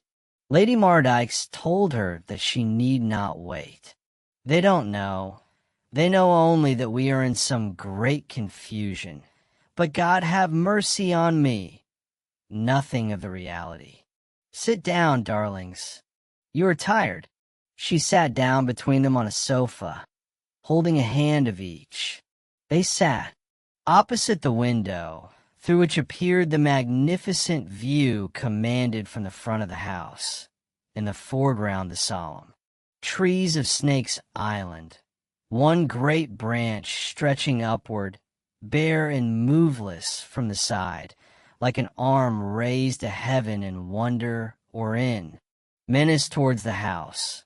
The lake, in part swept by the icy splendor of the moon, trembling with a dazzling glimmer, and farther off lost in blackness, the fells rising from a base of gloom into ribs and peaks, white with snow, and looking against the pale sky, thin and transparent as a haze. Right across to the storied woods of Clwstyd and the old domains of the Feltrams, this view extended. Thus alone, their mufflers still on, their hands clasped in hers, they breathlessly listened to her strange tale. Connectedly told, it amounted to this: Sir Bael seemed to have been relieved of some great anxiety about the time when, 10 days before, he had told her to invite her friends to Mardyke's Hall. This morning he had gone out for a walk with Trevor, his understeward, to talk over some plans about thinning the woods at this side, and also to discuss practically a proposal lately made by a wealthy merchant to take a very long lease on advantageous terms to Sir Bael, as he thought, of the old park and chase of Clwstyd, with the intention of building there and making it once more a handsome residence. In the improved state of his spirits, Sir Bael had taken a shrewd interest in this negotiation, and was actually persuaded to cross the lake that morning with his adviser, and to walk over the grounds with Sir Bael had seemed unusually well, and talked with great animation. He was more like a young man who had just attained his majority, and for the first time grasped his estates, than the grim, elderly baronet who had been moping about Mardyke's, and as much afraid as a cat of the water for so many years. As they were returning toward the boat, at the roots of that same scathed elm whose barkless bough had seemed, in his former visit to this old wood, to beckon him from a distance like a skeleton arm, to enter the forest, he and his companion on a sudden missed an old map of the grounds which they had been consulting. We must have left it in the corner tower of Clwstyd House, which, something dreadful to tell, he looked like a man on whom a lot had fallen to put someone to death, said Lady Mardyke. Oh, my poor Bael, my husband. He knew what it would be to me. Here she broke into the wildest weeping, and it was some time before she resumed. He seemed very kind and very calm, she said at last. He said but little, and I think these were his words: I find, Janet, I have made a great miscalculation. I thought my hour of danger had passed. We have been many years together, but a parting must sooner or later be, and my time has come. I don't know what I said. I would not have so much minded, for I could not have believed if I had not seen him, but there was that in his look and tone which no one could doubt. I shall die before tomorrow morning, he said. You must command yourself, Janet. It can't be altered now. Oh, Bael, I cried, nearly distracted. You would not kill yourself. Kill myself. Poor child. No, indeed, he said. It is simply that I shall die. No violent death, nothing, but the common subsidence of life. I have made up my mind. What happens to everybody can't be so very bad, and millions of worse men than I die every year. You must not follow me to my room, darling. I shall see you by and by. His language was collected and even cold, but his face looked as if it was cut in stone. You never saw, in a dream, a face like it. Lady Walsingham here said, I am certain he is ill. He's in a fever. You must not distract and torture yourself about his predictions. You sent for Dr. Torvey. What did he say? I could not tell him all. Oh no, I don't mean that. They'd only say he was mad, and we little. Better for minding what he says. But did the doctor see him? And what did he say of his health? Yes, he says there is nothing wrong, no, fever, nothing whatever. Poor Bale has been so kind. He saw him to please me, she sobbed again, wildly. I wrote to implore of him. It was my last hope, strange as it seems, and oh, would to God I could think it. But there is nothing of that kind. Wait till you have seen him. There is a frightful calmness about all he says and does, and his directions are all so clear, and his mind so perfectly collected, it is quite impossible. And poor Lady Mardyke's again burst into a frantic agony of tears. Chapter 28. Sir Bale in the gallery. Now, Janet, darling, you are yourself low and nervous, and you treat this fancy of Bale's as seriously as he does himself. The truth is, he is a hypochondriac, as the doctors say, and you will find that I am right. He will be quite well in the morning, and I dare say a little ashamed of himself for having frightened his poor little wife as he has. I will sit up with you. But our poor Mary is not, you know, very strong, and she ought to lie down and rest a little. Suppose you give me a cup of tea in the drawing-room. I will run up to my room and get these things off and meet you in the drawing-room. Or, if you like it better, you can sit with me in my own room. And for goodness sake, let us have candles enough and a bright fire. And I promise you, if you will only exert your own good sense, you should be a great deal more cheerful in a very little time.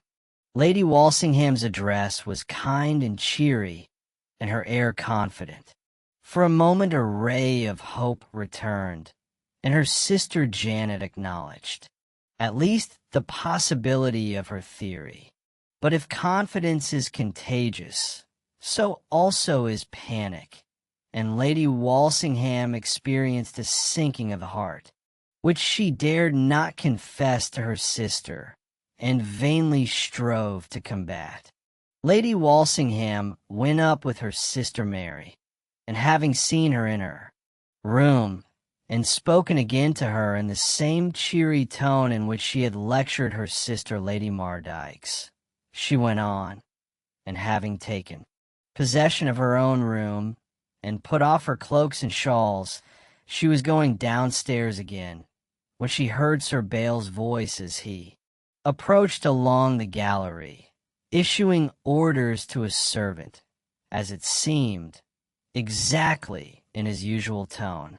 She turned, with a strange throb at her heart, and met him. A little sterner, a little paler than usual he looked. She could perceive no other change. He took her hand kindly and held it. As with dilated eyes, he looked with a dark inquiry for a moment in her face. He signed to the servant to go on, and said, I'm glad you have come, Maud. You have heard what is to happen, and I don't know how Janet could have borne it without your support. You did right to come, and you'll stay with her for a day or two, and take her away from this place as soon as you can. She looked at him with the embarrassment of fear. He was speaking to her with the calmness of a leave-taking in the press room, the serenity that overlies the greatest awe and agony of which human nature is capable. "I'm glad to see you, Bale," she began, hardly knowing what she said, and she stopped short. "You are come, it turns out, on a sad mission," he resumed. "You find all about to change. Poor Janet, it is a blow to her. I shall not live to see tomorrow's sun." "Come," she said, startled. "You must not talk so. No, Bale, you have no right to speak so. You can have no reason to justify it.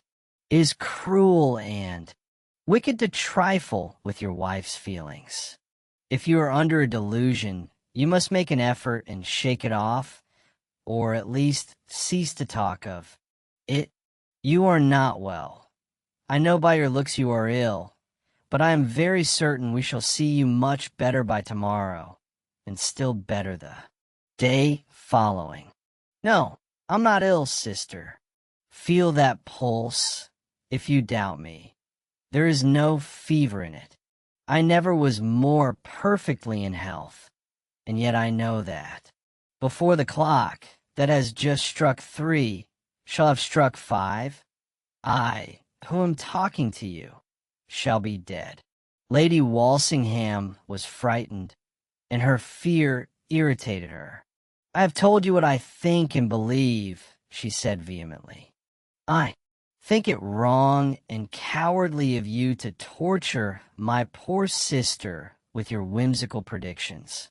Look into your own mind, and you will see you have absolutely no reason to support what you say. How underscore can underscore you inflict all this agony upon a poor creature foolish enough to love you as she does, and weak enough to believe in your idle dreams? Stay, sister, it is not a matter to be debated so. If tomorrow I can hear you, it will be time enough to upbraid me. Pray return now to your sister. She needs all you can do for her. She is much to be pitied. Her sufferings afflict me. I shall see you and her again before my death. It would have been more cruel to leave her unprepared. Do all in your power to nerve and tranquilize her. What is past cannot now be helped." He paused, looking hard at her, as if he had half made up his mind to say something more. But if there was a question of the kind, it was determined in favor of silence. He dropped her hand, turned quickly, and left her. Chapter 29. Dr. Torvay's Opinion.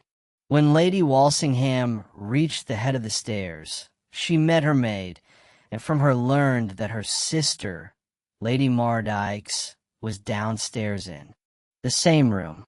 On approaching, she heard her sister Mary's voice talking with her, and found them together. Mary, finding that she could not sleep, had put on her clothes again and come down to keep her sister company. The room looked more comfortable now. There were candles lighted, and a good fire burnt in the grate. Tea things stood on a little table near the fire, and the two sisters were talking. Lady Mardyke's appearing more collected, and only they two in the room. "Have you seen him, Maud?" cried Lady Mardyke's, rising and hastily, approaching her the moment she entered. "Yes, dear, and talked with him, and, well, and I think very much as I did before. I think he is nervous. He says he is not ill, but he is nervous and whimsical, and as men always are, when they happen to be out of sorts, very positive. And of course the only thing that can quite undeceive him is the lapse of the time he has fixed for his prediction, as it is sure to pass without any tragic result of any sort. We shall then all see alike the nature of his delusion. Oh, Maud, if I were only sure you thought so, if I were sure you really had hopes. Tell me, Maud, for God's sake, what you really think." Lady Walsingham was a little disconcerted by the unexpected directness of her appeal. "Come, darling, you must not be foolish," she said. "We can only talk of impressions, and we are imposed upon by the solemnity of his manner, and the fact that he evidently believes in his own delusion. Every one does. Believe in his own delusion. There is nothing strange in that." "Oh, Maud, I see you are not convinced. You are only trying to comfort me. You have no hope, none, none." And she covered her face with her hands and wept again convulsively. Lady Walsingham was silent for a moment, and then with an effort said, as she placed her hand on her sister's arm, "You see, dear Janet, there is no use in my saying the same thing over and over again. An hour or two will show who is right. Sit down again and be like yourself. My maid told me that you had sent to the parlor for Dr. Torvey. He must not find you so. What do you think? Unless you mean to tell him of Bale's strange fancy, and a pretty story that would be to set afloat in Golden Friars. I think I hear him coming." So, in effect, he was Dr. Torvey with the florid gravity of a man who, having just swallowed a bottle of port, besides some glasses of sherry, is admitted to the presence of ladies whom he respects entered the room, made what he called his leg and his compliments, and awaited the ladies' commands. "Sit down, Dr. Torvey," said Lady Walsingham, who in the incapacity of her sister undertook the doing of the honors. "My sister, Lady Mardyke's, has got it into her head somehow that Sir Bale is ill. I have been speaking to him. He certainly does not look very well, but he says he is quite well. Do you think him well? That is, we know you don't think there is anything of importance amiss, but she wishes to know whether you think him perfectly well." The doctor cleared his voice and delivered his lecture, a little thickly at some words, upon Sir Bale's case, the result of which was that it was no case at all, and that if he would only live something more of a country gentleman's life, he would be as well as any man could, desire as well as any man, gentle or simple, in the country. The utmost I should think of doing for him would be, perhaps, a little quinine. Nothing immo surely he is really in Turi of very shon stay of health." Lady Walsingham looked encouragingly at her sister and nodded. "I've been shunned for lie walshful of her old Jack. Emerald, he licks his glass o' port," he said roguishly, "and shoversh a quart of why," he continued, with a compassionating paddle of his right hand, one of those she odd feels in his stomach. "And as I have pretty well done all I can manage down here, I must be off, you see. Wind up from Golden Friars, and a little flutter of's no, tha's all." And with some remarks about the extreme cold of the weather and the severity of their night journey, in many respectful and polite parting speeches, the doctor took his leave, and they soon heard the wheels of his gig and the tread of his horse, faint and muffled from the snow in the courtyard, and the doctor, who had connected that melancholy and agitated household with the outer circle of humanity, was gone. There was very little snow falling, half a dozen flakes now and again, and their flight across the window showed, as the doctor had in a manner boasted, that the wind was in his face as he returned to Golden Friars. Even these desultory snowflakes ceased at times altogether, and, returning, as they say, by fits and starts, left for long intervals the landscape under the brilliant light of the moon in its wide white shroud. The curtain of the great window had not been drawn. It seemed to Lady Walsingham that the moonbeams had grown more dazzling, that Snake's Island was nearer and more distinct, and the outstretched arm of the old tree looked bigger and angrier, like the uplifted arm of an assassin, who draws silently nearer as the catastrophe approaches. Cold, dazzling, almost repulsive in this intense moonlight and white. Sheeting, the familiar landscape looked in the eyes of Lady Walsingham. The sisters gradually grew more and more silent.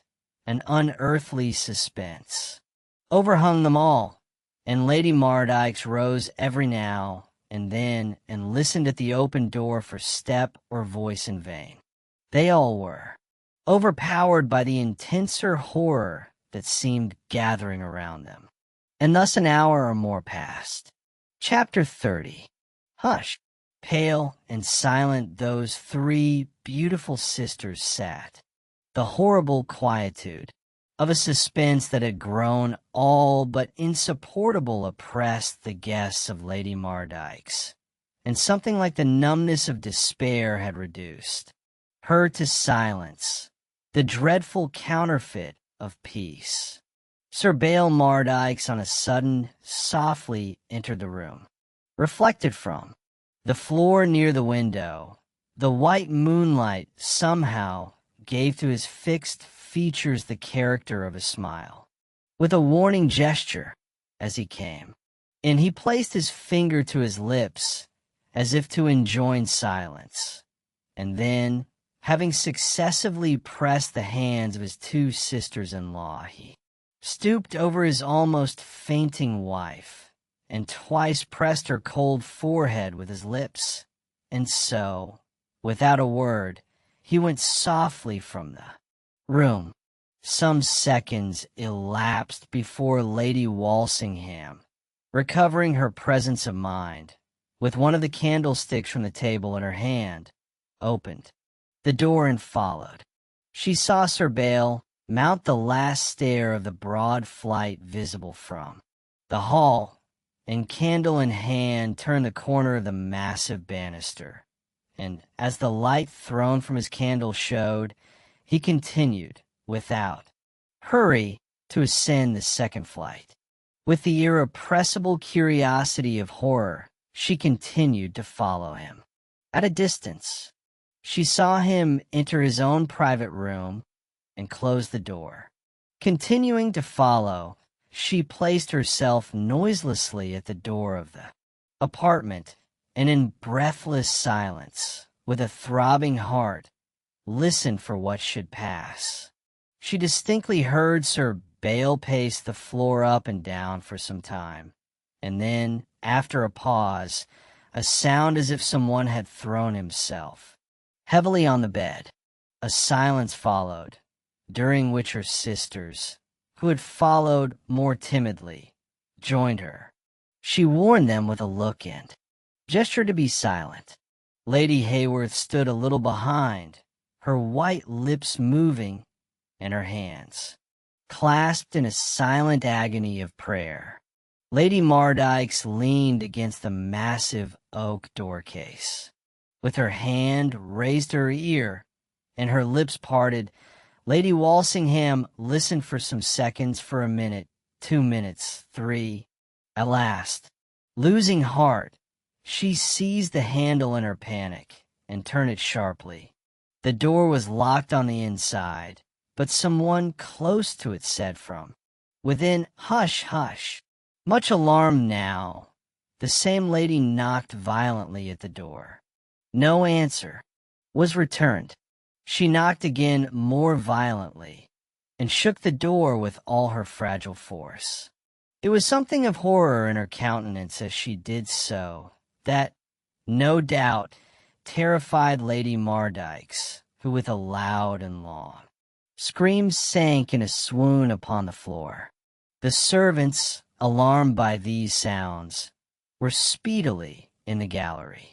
Lady Mardyks was carried to her room and laid upon her bed, her sister, Lady Hayworth, accompanying her. In the meantime, the door was forced. Sir Bale Mardyks was found stretched upon his bed. Those who have once seen it will not mistake the aspect of death. Here, in Sir Bale Mardyks' room, in his bed, in his clothes, is a stranger, grim and awful, in a few days to be insupportable and to pass alone into the prison house and to be seen no more. Where is Sir Bale Mardyks now, whose roof tree and whose place it board, and bed will know him no more? Here lies a chap-fallen, fish-eyed image, chilling already into clay and stiffening in every joint. There is a marble monument in the pretty church of Golden Friars. It stands at the left side of what antiquarians call the high altar. 2 pillars at each end support an arch with several armorial bearings on as many shields sculptured above. Beneath, on a marble flooring raised some. For feet, with a cornice round, lies Sir Bale Mardyks of Mardyks. Hall, 9th Baronet of that ancient family, chiseled in marble with knee breeches and buckled shoes, and underskirt ails the pigeon underscore, and single-breasted coat and long waistcoat, ruffles and sword, such as gentlemen wore about the year 1770, and bearing a strong resemblance to the features of the second Charles. On the broad marble which forms the background is inscribed an epitaph, which is perpetuated to our times. The estimate formed by his inconsolable widow, the Dowager Lady Mardyks, of the virtues and accomplishments of her deceased lord. Lady Walsingham would have qualified 2 or 3 of the more highly colored hyperboles, at which the Golden Friars of those days sniffed and tittered. They don't signify now. There is no contemporary left to laugh or whisper, and if there be not much that is true in the letter of that inscription, it at least perpetuates something that is underscored true, that wonderful glorification of partisanship, the affection of an idolizing wife. Lady Mardyks, a few days after the funeral, left Mardyks Hall for ever. She lived a great deal with her sister, Lady Walsingham, and died, as a line cut at the foot of Sir Bale Mardyks' epitaph records, in the year 1790, her remains being laid beside those of her beloved husband in Golden Friars. The estates had come to Sir Bale Mardyks free of entail. He had been pottering over a will, but it was never completed, nor even quite planned, and after much doubt and scrutiny, it was at last ascertained that, in default of a will and of issue, a clause in the marriage settlement gave the entire estates to the Dowager Lady Mardyks. By her will she bequeath the estates to her cousin, also a kinsman of the late Sir Bale Mardyks, her husband, William Feltram, on condition of his assuming the name and arms of Mardyks, the arms of Feltram being quartered in the shield. Thus was oddly fulfilled the prediction which Philip Feltram had repeated, that the estates of Mardyks were to pass into the hands of A. Feltram. About the year 1795 the baronetage was revived, and William Feltram enjoyed the title for 15 years as Sir William Mardyks. Thank you for joining us on this haunting journey into the world of Joseph Sheridan Le Fanu. We hope the Haunted Baronet has left you with a sense of unease and fascination. Le Fanu's ability to craft Stories that intertwine the supernatural with human emotion is truly remarkable. If you enjoyed this tale, don't forget to subscribe for more classic ghost stories. Until next time, keep your lights on and your mind open to the unknown.